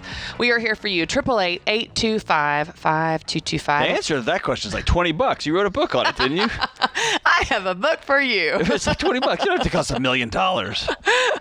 Well, it's the question that everyone loves to ask. Everyone loves to talk about. And here's the thing. Everyone has a lot of feelings on this topic of balance. They have a lot of feelings on a lot of things. Totally. But despite their hatred of the word, can't stop talking about it. Can't stop asking about it. So yes, someone asked me in an interview recently, like, yeah, you just put that on the cover, the Guilt-Free Guide to Life Balance. Like, sure did. I'm an Enneagram 8. I'm just going to go right into this conflict. I'm going to reclaim it. Redefine. Man, redefining. See what I did there? Redefining. I know. It's a thing. All right, let's go to Palm Beach, Florida with Janice. Hey, Janice, how are you? Hi, Christy. I'm good. How are you? Good. What's going on? Well, I'd love to ask the question about balance, but today I have a different question. Okay. Hey, it's free. Not even $1 million. Yeah. Well, you guys are going to think I'm joking, but I found out over the weekend that my father bought a car for my 12-year-old daughter. Wow. And he is planning on unveiling it on Christmas as a gift for her, and he doesn't know that I know about it, and I honestly am really upset and do not know how to approach this with him. That so sounds like something my dad would do, Janice. Why would he buy? Seriously. Why? Walk me through this. I want John Deloney to walk us through this together, Janice. Yeah. Should my dad do this potentially? First of all, can I ask a follow-up? How did you find out? My mom told me. Oh, okay. All right. This is you. Mom cheated. This is you. They're very good friends. Dr. D. Okay, you're so in. why did your dad? This isn't the first time he's done this. But why did your dad buy a car for your 12-year-old? Okay, so let me give you a little bit of background information. I knew it. So my dad had this older Jeep that belonged to his dad before he passed away, and he recently, maybe about 6 months ago, approached me and said that he wanted to give that Jeep to my daughter for, when she was able to drive. And I said, no, we have a plan with that. We're going to make sure that she works and saves money. And we told her already that we're going to match it. We have a savings account. She asks to see it every once in a while to see how much money's in it, all that sort of stuff. And he said, well, why can't she have the Jeep? I said, well, it's really old. Jeeps aren't super safe. And I think from that he heard, well, it's old and Jeeps aren't safe. So let me get a different car. That's not what he heard, but go ahead. I'll tell you what he heard in a second. So, and I told him we have a plan. We want to do this for her. And, that he totally ignored it, which he does often. I was going to say, how long has he completely ignored your plan and your boundaries? Probably for all of your life? Always, yes. Yes. And so what he heard was, a boundary. That's cute. Watch me go right through it. I'm so here for this answer, Janice. I am on the edge of my seat. I know a friend who might be curious. Okay, can I ask you one more hard question? Sure. What does he contribute to you and or your daughter financially? Nothing anymore. I was a single mom for the first 5 years of her life, so I did rely on my parents a little bit with some help with daycare and insurance expenses. Okay. Once I got married, my husband and I worked really hard to pay off debt for about 3 years. So I think my family saw us working really hard and didn't quite understand it and thought, they must not have any money. So I think maybe he still thinks that, but as of right now, he does not contribute anything. Gotcha. So we could do this one all day long. This is super fun for me. Here's the way to cut through this is always remember two things. Secrets destroy relationships, and secrets are weapons for bullies, narcissists, people who are small that are trying to feel bigger. And so the approach through this is throw all the lights on and turn all the music off. Call your dad and say, I heard you got my 12-year-old a car. Walk me through what you're thinking, Dad. And here's what you're going to do. That is punching a bully in the nose. I'm not going to let you show up and then put me on blast in front of my 12-year-old to make me the bad guy when I tell you to take this gift that you got my 12-year-old away. And so call it out and say, did you do this? And let him stammer around. And then he'll say, you need to save this, and I'm just trying to help out. And just 5 years, and he's going to weaponize how he's helped you in the past and make you the bad guy because he had to step in and help you, and he's always going to have to step in and help you, and blah, blah, blah. And this is where this is going to become important. You laid a boundary down. When he said, I want to get her the old Jeep, I want to fix it up and give it to her, and you said, no, we have a plan. Well, now he's calling your bluff on your boundary, and we get to see what you're made of. Okay? This is where you're going to have to say something hard like, if you bring a car to my house, I'm going to have it towed away. Or you are not welcome at Christmas if you show up to my house with a car for my 12-year-old. I love this advice so much. I want to ask one quick question of Janice. As John is giving you this advice, Janice, have you ever had similar hard conversations? Do you have the habit of calling your dad out on this stuff in the past? Yeah, probably at least once a year. And I did have a follow-up question. Should I bring my husband in on this conversation with my dad, or should I just leave it between us for now? I think that's 6 one way, half dozen another. I think you talked through the decision with your husband. If it's me, I'm going to reach out to my parents. Christian and I have actually disagreed on this. We've had a lot of fun with that on your show. I don't know that that's necessary. You can, if you want him to call your dad and say, hey, we have a plan. Your daughter, my wife told you that. But I'm stepping in here saying there's not going to be a car brought to my house on Christmas, period. And I'm going to have it towed away. I don't know that that's necessary. I think if you are as direct as John is telling you to be, which is absolutely what it's going to take, I think your dad, I don't think you need to involve her. I don't see a reason why you would need to. I say this in love because I've had these exact conversations with my parents. I mean, it's like we are so close, and when you have a real close relationship, there can be a lack of respect for boundaries. That's right. And it's like, I will be as direct as you. I'm like, we're not doing that. Correct. I don't know how else to say it. That is not happening. And if you're willing to be that direct, I think you will get through, but you can't tiptoe around this, Janice. Like, you've got to say, why did you do this? I will tow it away. This is not happening. Yep. And you've got to be that clear. And expect. And I can't say, are you absolutely crazy? Well, when you do that, you are evoking emotion, and you're trying to, I'm going to contradict myself here. You're trying to hit him back. And I just said you're punching a bully in the nose, which is, you want to take the absolute most dignified high road here because you're dealing with a child. And just say the facts. Like you always say this, just say the facts. There's no reason to say, are you crazy? Because it doesn't matter. Even if he is, it doesn't matter. It's irrelevant because that car is not coming to your house on Christmas. Right. And as long as you cover that, this car is not coming to our house on Christmas. Or it's getting taken away by a tow truck. It's going to get towed. And that would be embarrassing for you. But like, as long as you're that clear, then you don't have to have any of those slams. You know what I mean? Like those jabs. And this part always sounds fun and empowering when you talk to somebody about boundaries, and they'll walk away and be like, yeah, I'm going to make no mistake. This will cost you. It will be hard. Because I know. Most people who try things like this garbage are immature psychologically and spiritually. He'll throw a temper tantrum. It will, well, then I'm not doing anything, and he's not going to call you on your birthday. There'll be all kind of manipulative nonsense on the back end of this deal. That's where your husband and your close community of friends will really be, I always say that your friends are your emergency fund for life. That's when you're going to have to lean on folks because you have a father figure who's acting like a 4-year-old, right? Yes. And so when you understand the back end of holding your boundaries is going to cost you something, whether it's relational, whether it is a pity party, whether it's actual money, because he's supporting you in some shape, form, or fashion, which he's not anymore, then hold your boundaries. Hold your boundaries firm and don't look back. Yeah. You got this, Janice. Good luck. 12-year-old. Stay strong. Don't let him manipulate you. Parents! Your child, your Christmas, your family. Let your grown-up kids be grown-ups. Support and love them. I feel like we could do a theme hour on boundaries, Deloney. I feel like this needs more digging into. I think Henry Cloud sold 20 million books. Maybe for a different day. All right, I want to thank producer James Child, associate producer Kelly Daniel, my co-host Dr. John Deloney, and you, America, for listening. This is The Ramsey Show.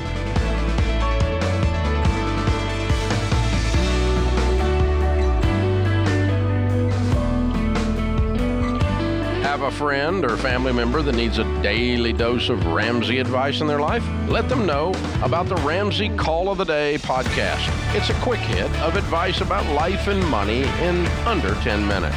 Check out the Ramsey Call of the Day podcast wherever you listen to podcasts.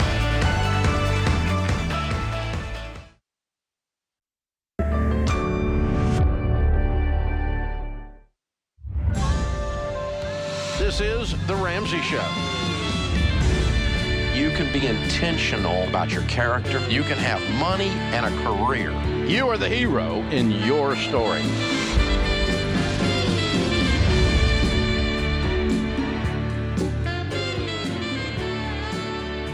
Live from the headquarters of Ramsey Solutions, broadcasting from the Dollar Car Rental Studio, this is The Ramsey Show, where America hangs out to have a conversation about your life and your money. I'm Christy Wright, author of the new book, Take Back Your Time, The Guilt-Free Guide to Life Balance, and I'm joined today by my good friend, Dr. John Deloney, host of the Dr. John Deloney Show, author of the best-selling book, Redefining Anxiety, and we are here for you.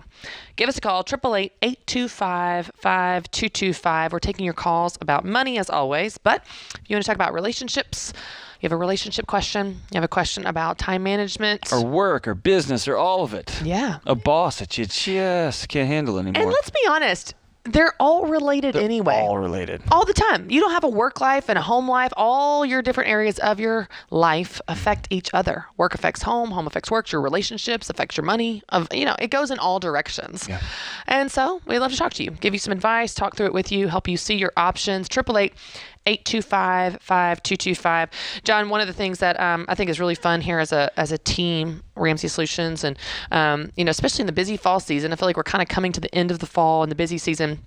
we're always planning ahead. So I'm curious, what are you working on? What are you excited about? What are you thinking for next year? What kind of things Well, I was going to tell you, man. Well, first I want to say I haven't gotten to tell you congratulations on being #1 bestseller, dude. Thanks. That hit the big old numero uno, man. Yeah, That's awesome. That was fun. Thank you. So I turned in my manuscript for a big book. When does this come out? I know it's not like public. It comes out in April. April, okay. Yeah. And so we're excited and starting getting ready to get that ball rolling downhill now. Does it launch for pre-sale in April? In February. Okay, gotcha. But it will be a kind of the flag in the sand on how to change your life, and man, just the nonsense and about relationships and mental health and all of it that we've been just sold a bill of goods, man. And here's how to get it back. How was this process different for you than writing Redefining Anxiety? Redefining Anxiety was more of like a grad school paper. I mean, for me, it was like this was more of something I've been working on for about 10 years and just happened to be here. Yes. And so, yeah. There's a team of people that help make sure I can get a little pop off the mouth a little bit, and they'll say, what does that actually mean? And I'll say, I don't really know.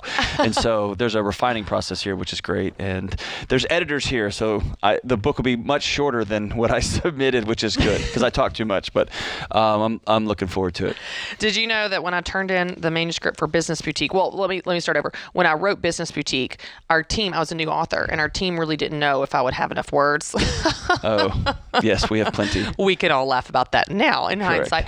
So my instruction was to write until, and I quote, the cows come home. Write until the cows come home. Just keep writing. Like, they were so concerned I wouldn't meet my word count. The minimum word count that they needed was 60 or 70,000 words. Mm-hmm. I turned in 110,000 words. Oh, yes. Yes. Fun fact for those of you guys that have read Business Boutique, the reason it is the size that it is to spread out all the words to make it physically larger so it wouldn't be a tomb of thickness. That's exactly right. That's basically what I turned in a lot too. So yeah. So luckily we have a good editing team. It's a fun process though. You write put your heart and soul into that, and I know it's going to help a lot of people. So that's fun. Dave tells the story about one of the way back in the day when he was doing just Financial Peace University, that he had written his first book, and it was it was clear and simple, and the woman who spoke the words over him that have just stuck in his heart for years, finally a finance book I can understand. And that was the echo through this whole writing process for me, which is finally a mental health and relationships book that I can actually understand. That's right. That 99.9% of people can actually pick up, and it's not 800 pages, and it's not full of all of this complex neuroscience. That stuff's important, and I geek out on that. What I found is my friends don't, and what they do is they just stop reading. Yeah, they give up. And this stuff's too important now. Yeah. We're all frazzled and cooked and burned, and we've got to make some changes. That is such a that's such a gift to take complex ideas and put them in simple language that people can understand. I'm reading a lot of books right now in seminary, and the ones that I can actually understand, I'm so grateful for, versus the people that just try to write to sound like smarty pants. I'm like, okay, you're super smart. Now I need a dictionary to look up every other word. Right. I get how smart you are. Could you please explain it in a way that a human can understand? That's how they talk, like when they're at the movies. Yeah. And my daughter said something the other day. She used a word that was 111 syllables, and my wife and I looked at each other and was like, we're raising nerds. Oh, no. And she's like, yeah, it's because that's what we are, John. So it's the way people talk, but it's not helpful to most people most of the time. So anyway, I'm excited to get it out there, and congratulations on your book. Oh, that's going to be so good. All right, let's go to Detroit with Dawn. Hey, Dawn, how are you? Good, and yourselves? Good. What's going on? Thank you for I consider myself baby step 4. Do you consider yourself, or you actually are? Well, I consider myself baby step 7, but I am not mathematically there, but it's fun to think about it. I have all my debt paid. I have a 6-month emergency fund, but I have not been able to put 15% towards investment because my ELP, we both came to agree and said I was house poor. So I sold the house and moved into an apartment. So I will always have an apartment rent. So I want to try to increase my investments because for 26 years they were frozen. And in addition, I don't know how much to set aside for medical. I usually have $7,000 to $10,000, sometimes $12,000 a year in medical fees or payments. So you're just saying from a budget standpoint how to set aside the money for your medical expenses? Yeah. Right. Well, I mean, it sounds like the good part is it sounds like this is not a huge mystery. You've got a range. Even the range you just gave me, $7,000 to $12,000. I know that's you got some $5,000 in a range there, but at least gives you something to work with. And the good news is that, let's say, for example, you set aside $10,000 and you budgeted that out as, whatever roughly, you wanted to do on a monthly basis. And your medical bills next year in 2022 came in at $15,000. You have an emergency fund for that reason. If there's something above and beyond what you expected or anticipated or budgeted for, especially when we're talking about medical here, that is exactly what that's for. So I think you're in a better position than you might feel like, Dawn, for having that money there. And do you have a health savings account that you can keep this money in? Yes, I do now. I did not have. Yeah, that's an important vehicle for you because it will be there in the years when you only have $5,000, and it will grow. So the years you have the $10,000 or the $12,000, it will roll over year after year, which is fantastic. Okay. What's your health challenges that are ongoing that at that cost? I have autoimmune connective tissue disease with central nervous system. Ugh, that's painful, painful, huh? At times, but just recently I'm in early stages of heart failure. Oh, Dawn. I'm so sorry, Dawn. So sorry. We'll be thinking about and praying about it, praying for you. But yeah, just be intentional about those costs and put that money away. And it's hard money to put away. Do it every month. Put it into HSA, and it will roll over for you. And we'll be praying for you. You've done a good job so far, Dawn. You're doing great. This is The Ramsey Show.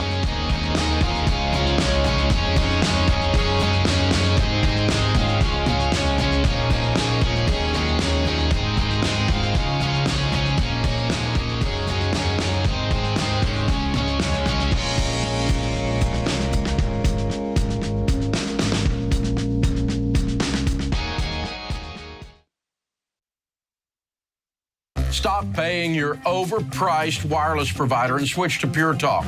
They use the same network as the larger providers for much less. For just $30 a month, get unlimited talk, text, and 6 gigs of data with no contract. The average family saves over $70 a month by switching to Pure Talk. Just go to puretalk.com and enter the promo code Ramsey to save 50% off your first month. Pure Talk, simply smarter wireless.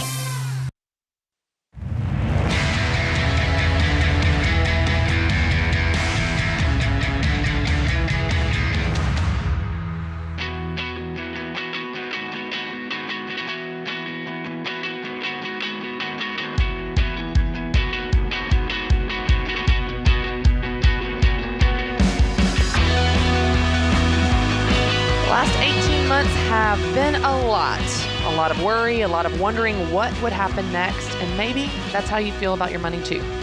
Tired, stuck, stretched thin, but it doesn't have to be that way. You just need a plan, because a plan gives you confidence even when everything else seems out of control, and that plan is Financial Peace University. This class will teach you everything you need to know to save money, pay off debt, and build wealth for the future. You can stream the lessons on your own or get support by going through the class with others. Then you'll put that plan into practice with the premium version of our Every Dollar Budgeting app. By syncing your bank to your budget, you can easily track your spending and see where your money goes.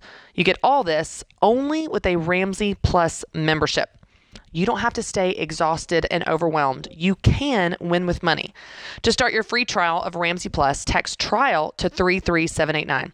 That's TRIAL to 33789. All right, today's Blinds.com question of the day. Find out for yourself why Blinds.com is the #1 online retailer of custom window covering. You get free samples, free shipping, and with the new promos they run every month, you'll save even more. Use promo code Ramsey to get the best deal. Rules and restrictions apply. Today's question comes from Trina in California. Trina says, my husband and I have 4 children ranging in age from 7 to 15. We live in a 3-bedroom, 2-bath home, so the kids share 2 bedrooms and a small bathroom. My oldest daughter has anxiety disorder and insomnia, so she struggles with having to share a room. It's also hard on her siblings to share a room with her. She's constantly looking at bigger homes for sale in our town, and when we tell her we're not moving, she begs us to let her move in with her best friend or grandparents so she can have a room of her own. Are we being selfish because we chose a smaller house that we can afford? My therapist suggested we consider moving into a bigger house with a 30-year mortgage just to give her that space for the next 3 years and then downsize again when she is on her own. So to answer your question here, are we being selfish because we are living in a home the size of which we can afford? The answer is no. Good for you. I think we have a culture, Christy, where people buy gigantic cars they can't afford and gigantic homes they can't afford. So everyone's got a bathroom, and everyone's got a room, and everyone's got a yard, everyone's got a pony and whatever. So no, you're not being selfish if you're living in a smaller house that you can afford. If you the reality is you live in a smaller home and you have a lot of people are sharing rooms, then you have to be hyper intentional about connectivity, about roles, about who is not, here's the rules of our house, but here's why you matter here. And kids feel a desperate need for connection, and they feel a desperate need for purpose. And if you just plop a 12-year-old in a 15-year-old's room and say, y'all figure it out, yeah, dude, we're not going to figure that out. So the easiest thing here is to punt this down the road. Let's take on another couple $100,000 in mortgage debt so that we can, what I'm telling you is this won't solve the problem. Yeah. Right? You won't solve the problem. You'll have a 15-year-old who disappears for 3 years and then moves out. You will not have healed or supported or helped your daughter. You may have quieted the chaos for a minute. Yeah. My guess is you won't. When kids have anxiety, when they've got insomnia, when they've got OCD, when they've got ADHD, I always want parents, and this is myself included here, understand most of the time your kids' bodies aren't broken or disordered. That anxiety, that insomnia, that is your body saying, I'm not safe. There's something going on here where I'm not okay. It's not because there's somebody sharing my room with me most of the time. It is something bigger than that. So I want to look at those challenges not as things to run from, but as let's get in and try to figure out what your body's trying to tell you here. Yeah. And those are hard and those are messy. And I'll tell you, if your therapist is telling you, yeah, you know what, you should put your family at risk in a situation financially that you can't afford to placate a 15-year-old, you may need to get a new therapist, right? That's a tough situation they put you in. What do you think? Yeah, I guess it just, for me, one of the hardest parts about this, it's not just about the house or about the money. I totally agree with you. Obviously, you need to live in a house you can afford and figure out what's really going on that's probably not the room. I think one of the hard things, and I'm curious your thoughts on this, when it comes to parenting, and I still consider myself pretty new at this because my oldest is 6. So I have been in the parenting game for 6 years. I just have 3 kids under age 6. The hard thing is when they have different needs, not just that they're wired different, they have different personalities, but they have different needs. It feels unfair to have different expectations of them. Like that I would expect of Carter that he behaves differently than my middle son, Conley. Gotcha. Not just because of their age, but because of their capacity. Right. And so how do you handle that? Where as the mom, as the parent, as the dad, you're going, okay, I've got 4 kids. One has some things that she struggles with. And so how do you accommodate that and make that child feel safe while also not making it quote unquote unfair or whatever with the other kids in the household, where it's like, okay, we don't want to walk on eggshells around this child because we don't want to ignore these children. And do you see what I'm saying? Yeah, I don't feel like I'm asking it no, well. You're asking it perfectly. But there's other kids involved in this equation, and how do you help everybody when their needs are different and their struggles are different? So the demon of mental health challenges, or more specifically, the demon of everybody's body reacts differently to things. Some people respond to chaos by getting really loud. Some kids respond to chaos by trying to disappear, become as small as possible. The challenge here is you can't see it. And what I mean by that is my son is 11 and he's humongous. I will ask him to go grab hey, will you go grab that thing for me while I'm in the middle of cooking something? Because he's tall and he can go get that. Right. I won't ask my 5-year-old little girl. She's very short. I'm not going to ask her to do that. That's beyond her capacity. Similarly, I want all my kids to get in the car and go to Target with me right now. Even though she's exhausted, he's been running a track meet, and he played a baseball game.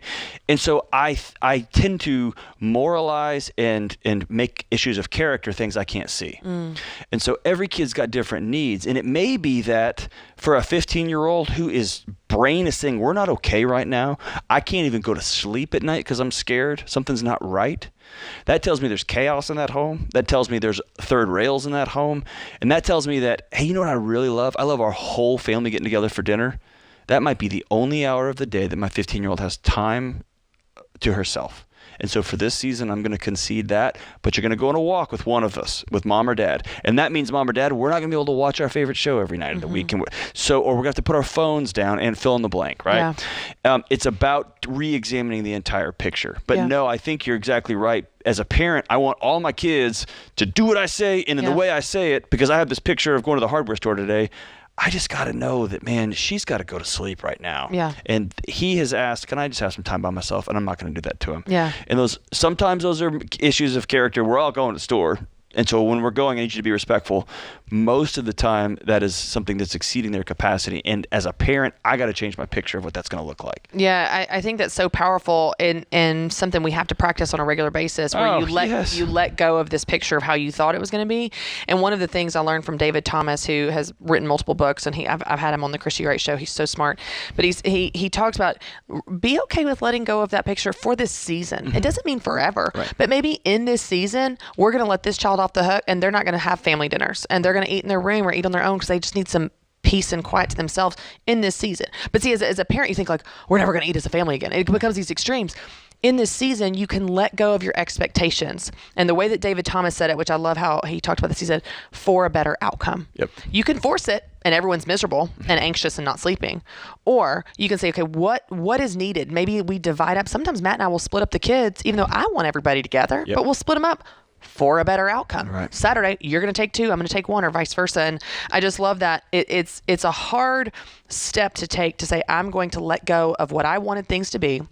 But if it's for a better outcome, then it's amazing, because it really is that act of love of saying, this is going to lead to better results for everybody. Yeah. So think this guides me.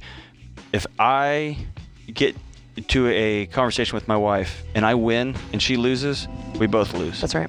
When I get into a pissing match with my kids and I win and they lose, we all lost. Yep. And so the goal is, how can I, even when I have to make hard decisions, hold my kids accountable, get them to do things they didn't want to do, it's because of this outcome. Yeah. And they've got to know where we're headed here. Yeah. Right? And I've got to be flexible in that season. Yeah.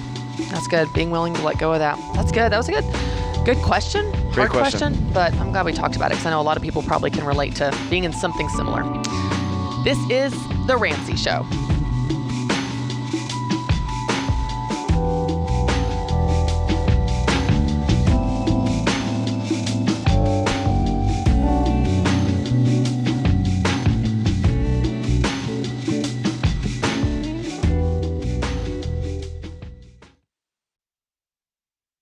If you're ready to get out there and find a job you love, then you need to hear this. Job hunting can be stressful and time-consuming, but my friends at ZipRecruiter have made the whole job search way easier. ZipRecruiter is rated the #1 job site in the U.S. by G2, and it's free. So how does it work? First, go to ZipRecruiter.com/Ken. Then create a free profile and let their technology do the hard work by finding and sending you jobs that are a great fit. And get this, ZipRecruiter pitches your profile to companies whose jobs match your skills and experience. If someone from that company likes your profile, they can personally invite you to apply for the job. So if you're ready for an easier job search, check out ZipRecruiter. Sign up for free right now at ZipRecruiter.com/Ken. That's ZipRecruiter.com/Ken. Sign up today, absolutely free, and let ZipRecruiter work for you.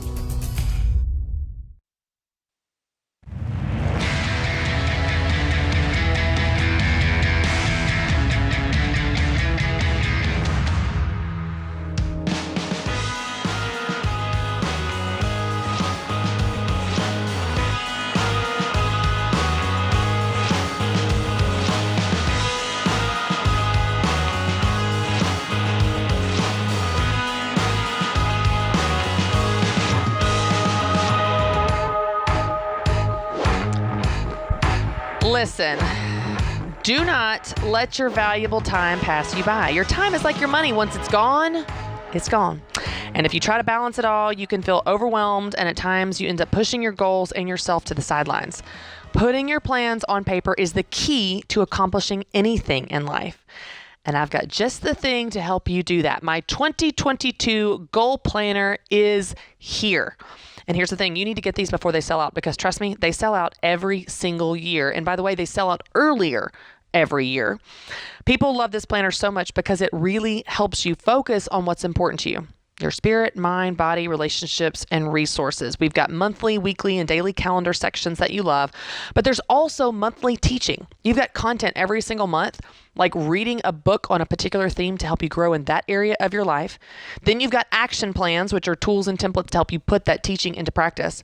You've got guided journaling to help you reflect on these things, and even month in review so that you're reflecting on the last month before you dive into your goals for the next month. It is incredibly strategic to help you stick with your goals and even assess them and reassess them throughout the year as your life and seasons change, because we know that they will. If you're ready to crush your New Year's goals, whether it's spiritual growth, personal life, money, or work, or anything, this planner will help you get there. So get your 2022 goal planner today in our online store at RamseySolutions.com. And I promise you, when they sell out, they're gone. No, we won't reorder. I'm sorry. They're dated.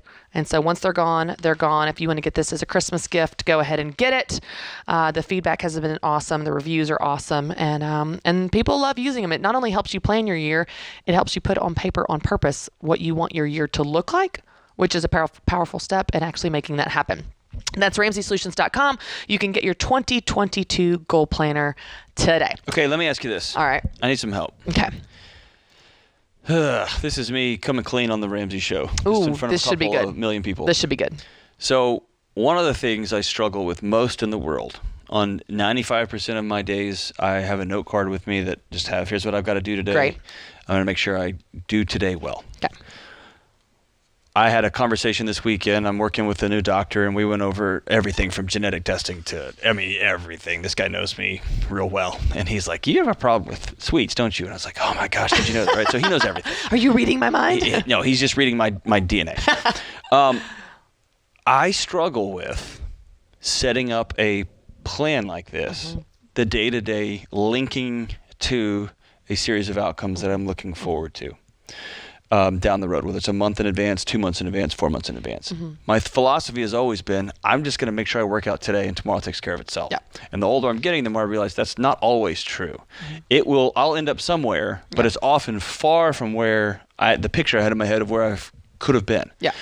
So this thing, I don't know much about journals. I've bought a few in the past, and they've got like 11 ribbons in them, and they're supposed to go this, back, forth. This thing sells out. Whenever they announce it to our staff, people, it's like Dave's just throwing cash at people. It's like people are screaming like, ah! It's like a Metallica concert when they announce the planners are out. What is the magic sauce, number one, that makes this planner so good? And number two, coach me. Okay, forget the first question. We all know it's good. Help me. What would you tell somebody who struggles with connecting the dots long term? Because the reality is I'm kind of just stumbled through life. Does that make sense? Yes. I think you're being a little either humble or underestimating how much hard work you've actually done that has led to you. No, I've done a ton of hard work. Being right here. You didn't just wake up here. No, I've done a ton of hard work, but it's all like, let's have a good Tuesday. And we'll get to, I need a tip or two that's going to help me get from A to B. Okay, here's to link my daily practices with goals. So let me tell you one of the things that I think is the magic of the planner. And it's not a personality style, and it's not so one of the things that many women experience, and this planner is not just for women, though it's highly feminine looking. It has hot pink on it. So probably most men are not going to buy it, but it's a great gift for their wife. But here's what I think is magical about it.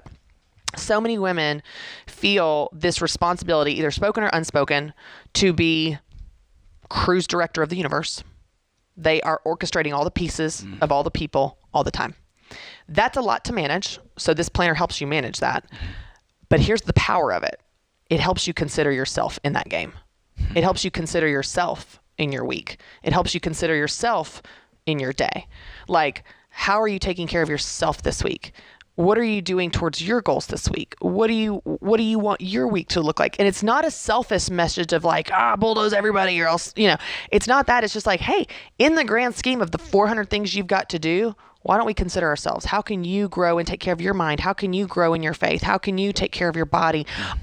Journal questions for reflection, just the simple practice of pausing and saying, hey, how do I feel about that? Or how am I doing today? Before I pile on the pressure of my to-do list, whether it's in a planner or on a sticky note or a napkin. Yeah. So many people, I think all people do this, but I work with a lot of women. So a lot of my products are directed at women. They wake up, they pour the coffee, and they just run as hard as they can. Mm-hmm. And then they collapse. And they never even consider, how am I doing? What are my priorities for the day? We just react to the world around us. And I think that there's something very powerful in getting in the rhythm where you consider yourself in your own life. So such a simple concept, but we don't do it. The reverse engineering of that for those who are singularly focused on their life is, where do you plug into the world around you? Yeah.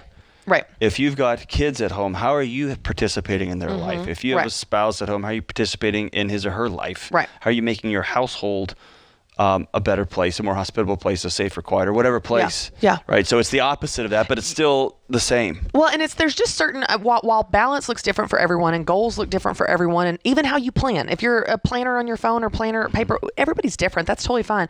But and I write about this in my book, but there are certain ingredients to living a balanced life. There are certain ingredients that are good to have in your life, regardless of who you are, male or female, any personality style, it doesn't matter what kind of planner you are.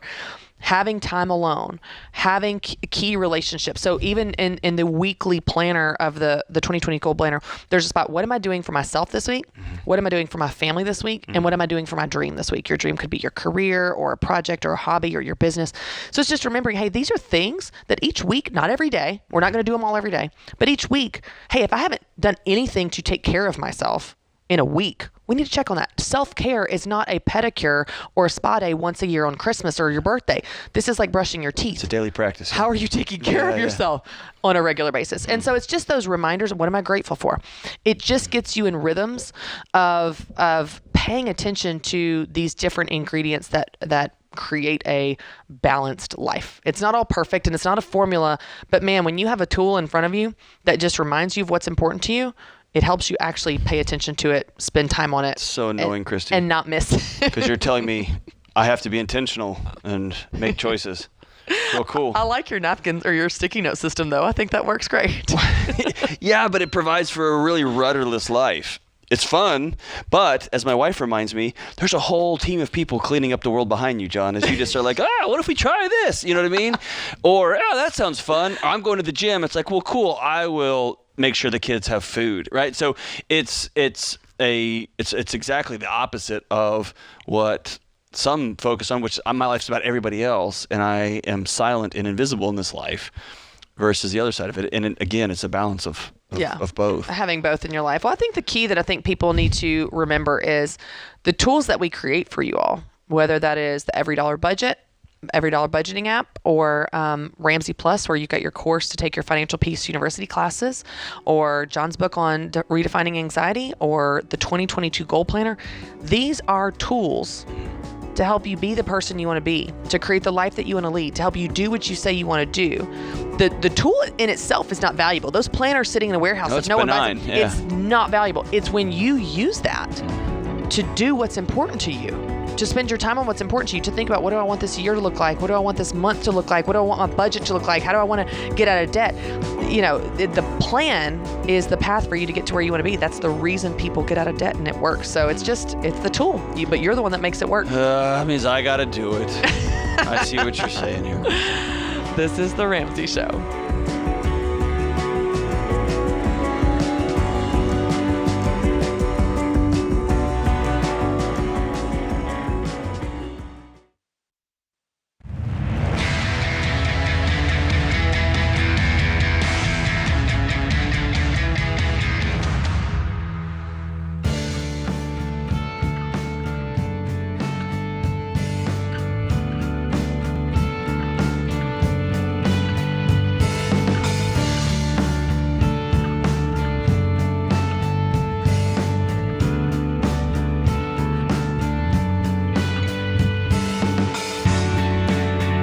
Romans 15:4 says, "For everything that was written in the past was written to teach us, so that through the endurance taught in the Scriptures and the encouragement they provide, we might have hope."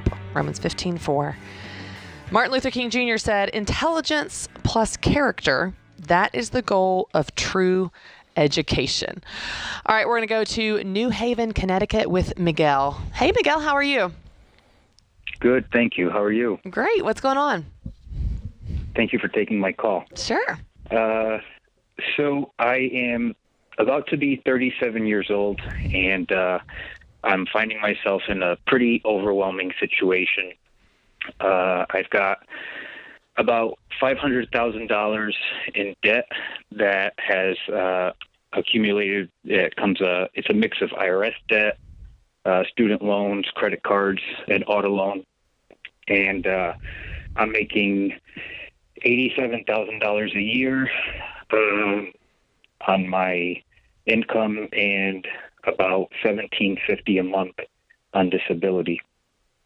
So I'm finding myself in a situation now where it's all kind of falling on my lap. I just put together my very first budget at 36 years old using the Every Dollar app, and I'm coming up short. I'm not really sure where to go from here.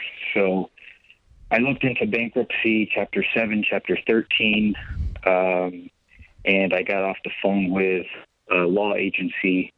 Earlier today, they said that I would probably qualify for Chapter 13, but my income, I guess, is too high for Chapter 7.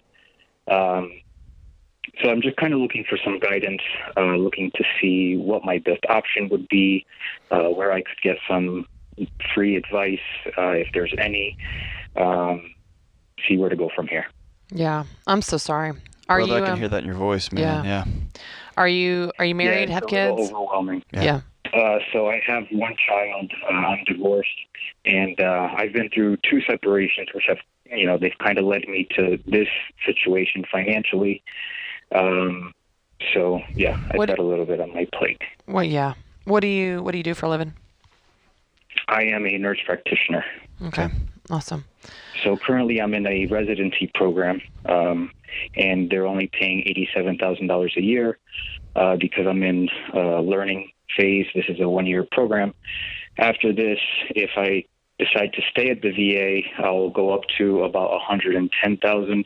If I decide to go outside of the VA, I will make more money, but in the end, I'll lose, retirement benefits and free health care for life, everything that comes with being a federal employee. So that's another question, whether I should continue to work at the VA and bank on those benefits or, seek employment elsewhere and try to make as much money as fast as I can. So what I would tell you is you're drowning, right? And you know that, right? Yes. Here's the analogy. It might not be perfect, but the analogy you just gave me is I want to stay in the water because I've got this life raft here versus I'm going to start swimming to shore and I'm going to get out of the water completely. And what feels safe long-term, eventually, if you will, may ultimately sink you because you don't have enough money here. This makes me happy that you're in a 1-year program, okay? Because you're going to at least double your salary, and absolutely you're going to get out of the VA and go out to the open market and work, and you're going to be able to, being a nurse practitioner, man, you're going to be able to make a great salary, and you're going to have to just start slowly grinding this thing away. And you feel like you're 100 years old, you're not. You're absolutely not. You said you got disability. What's your disability from? Are you a veteran? I am. Yeah, okay. That's from my time overseas. Awesome. So you've got disability on top of your 87? Correct. Yes. Okay. So total gross income is 108. Okay. All right. Great. So the chances of you coming out of here and getting 160 or 170, what's the feasibility in your market? I mean, if I were to take travel contracts like a locum tenant position, yep, I can probably get that. They would be, multiple short-term contracts, which I've done as an RN.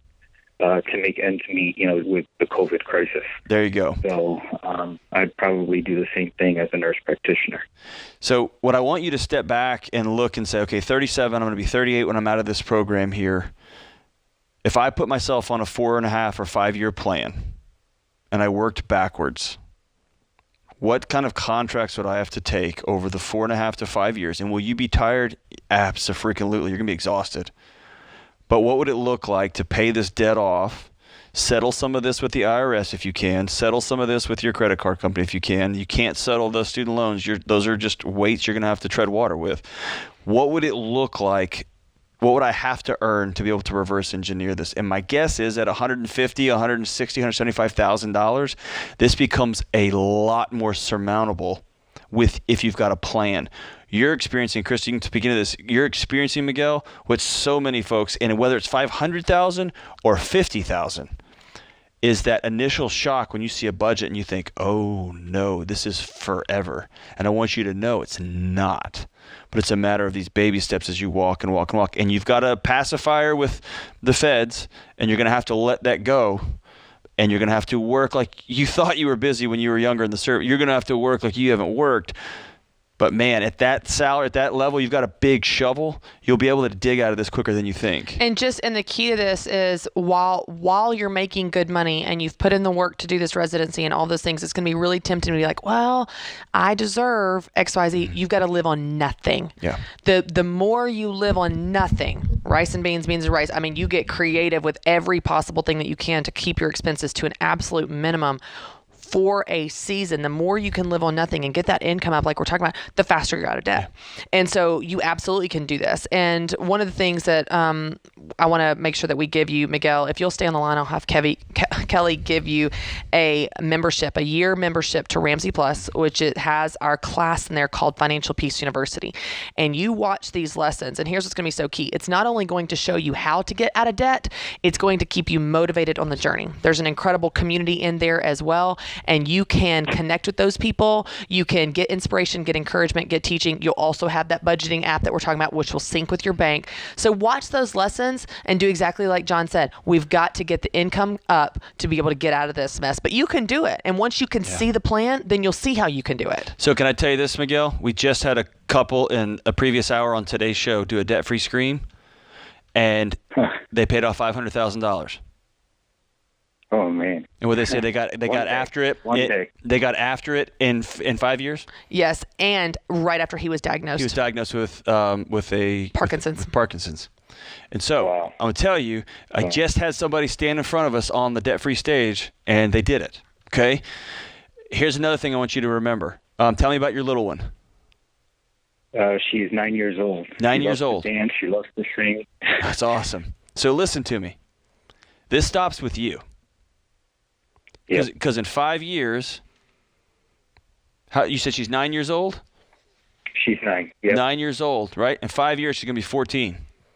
And she's going to have a debt-free dad who walks about 7 inches taller than he is right now. And she's going to get to have a ringside seat to sacrifice, to hard work, to, hey, we don't have the money to go to Disneyland, so we're going camping. We're going fishing. We're going to figure this stuff out. We're going to hang out with Uncle so-and-so and Aunt so-and-so, and they live in this crazy town. And she's going to have a ringside seat to adventure and sacrifice, and she's going to get to watch her family tree change while she's in it. And it's because your sacrifice is not going to go unnoticed. So, brother, you're about to change your family tree, and your daughter's never going to experience this, and your why goes way past this scary moment right now. Your legacy, her legacy, and her kid's legacy, brother. So and congratulations. And you call us back when you're debt-free, and you're going to do that debt-free scream on this stage. Absolutely. With us. And we're going to celebrate you because you're going to do it. And I can't wait to watch you do it. It's going to be awesome. Thanks for calling, Miguel. All right, I want to thank producer James Child, associate producer Kelly Daniel, my co-host Dr. John Deloney, and you, America, for listening in. This has been fun. This is The Ramsey Show.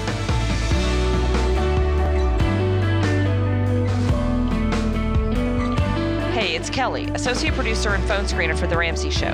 If you would like to do your debt-free scream live on the show, make sure you visit theramseyshow.com and register. We would love for you to come to Nashville and tell Dave your story.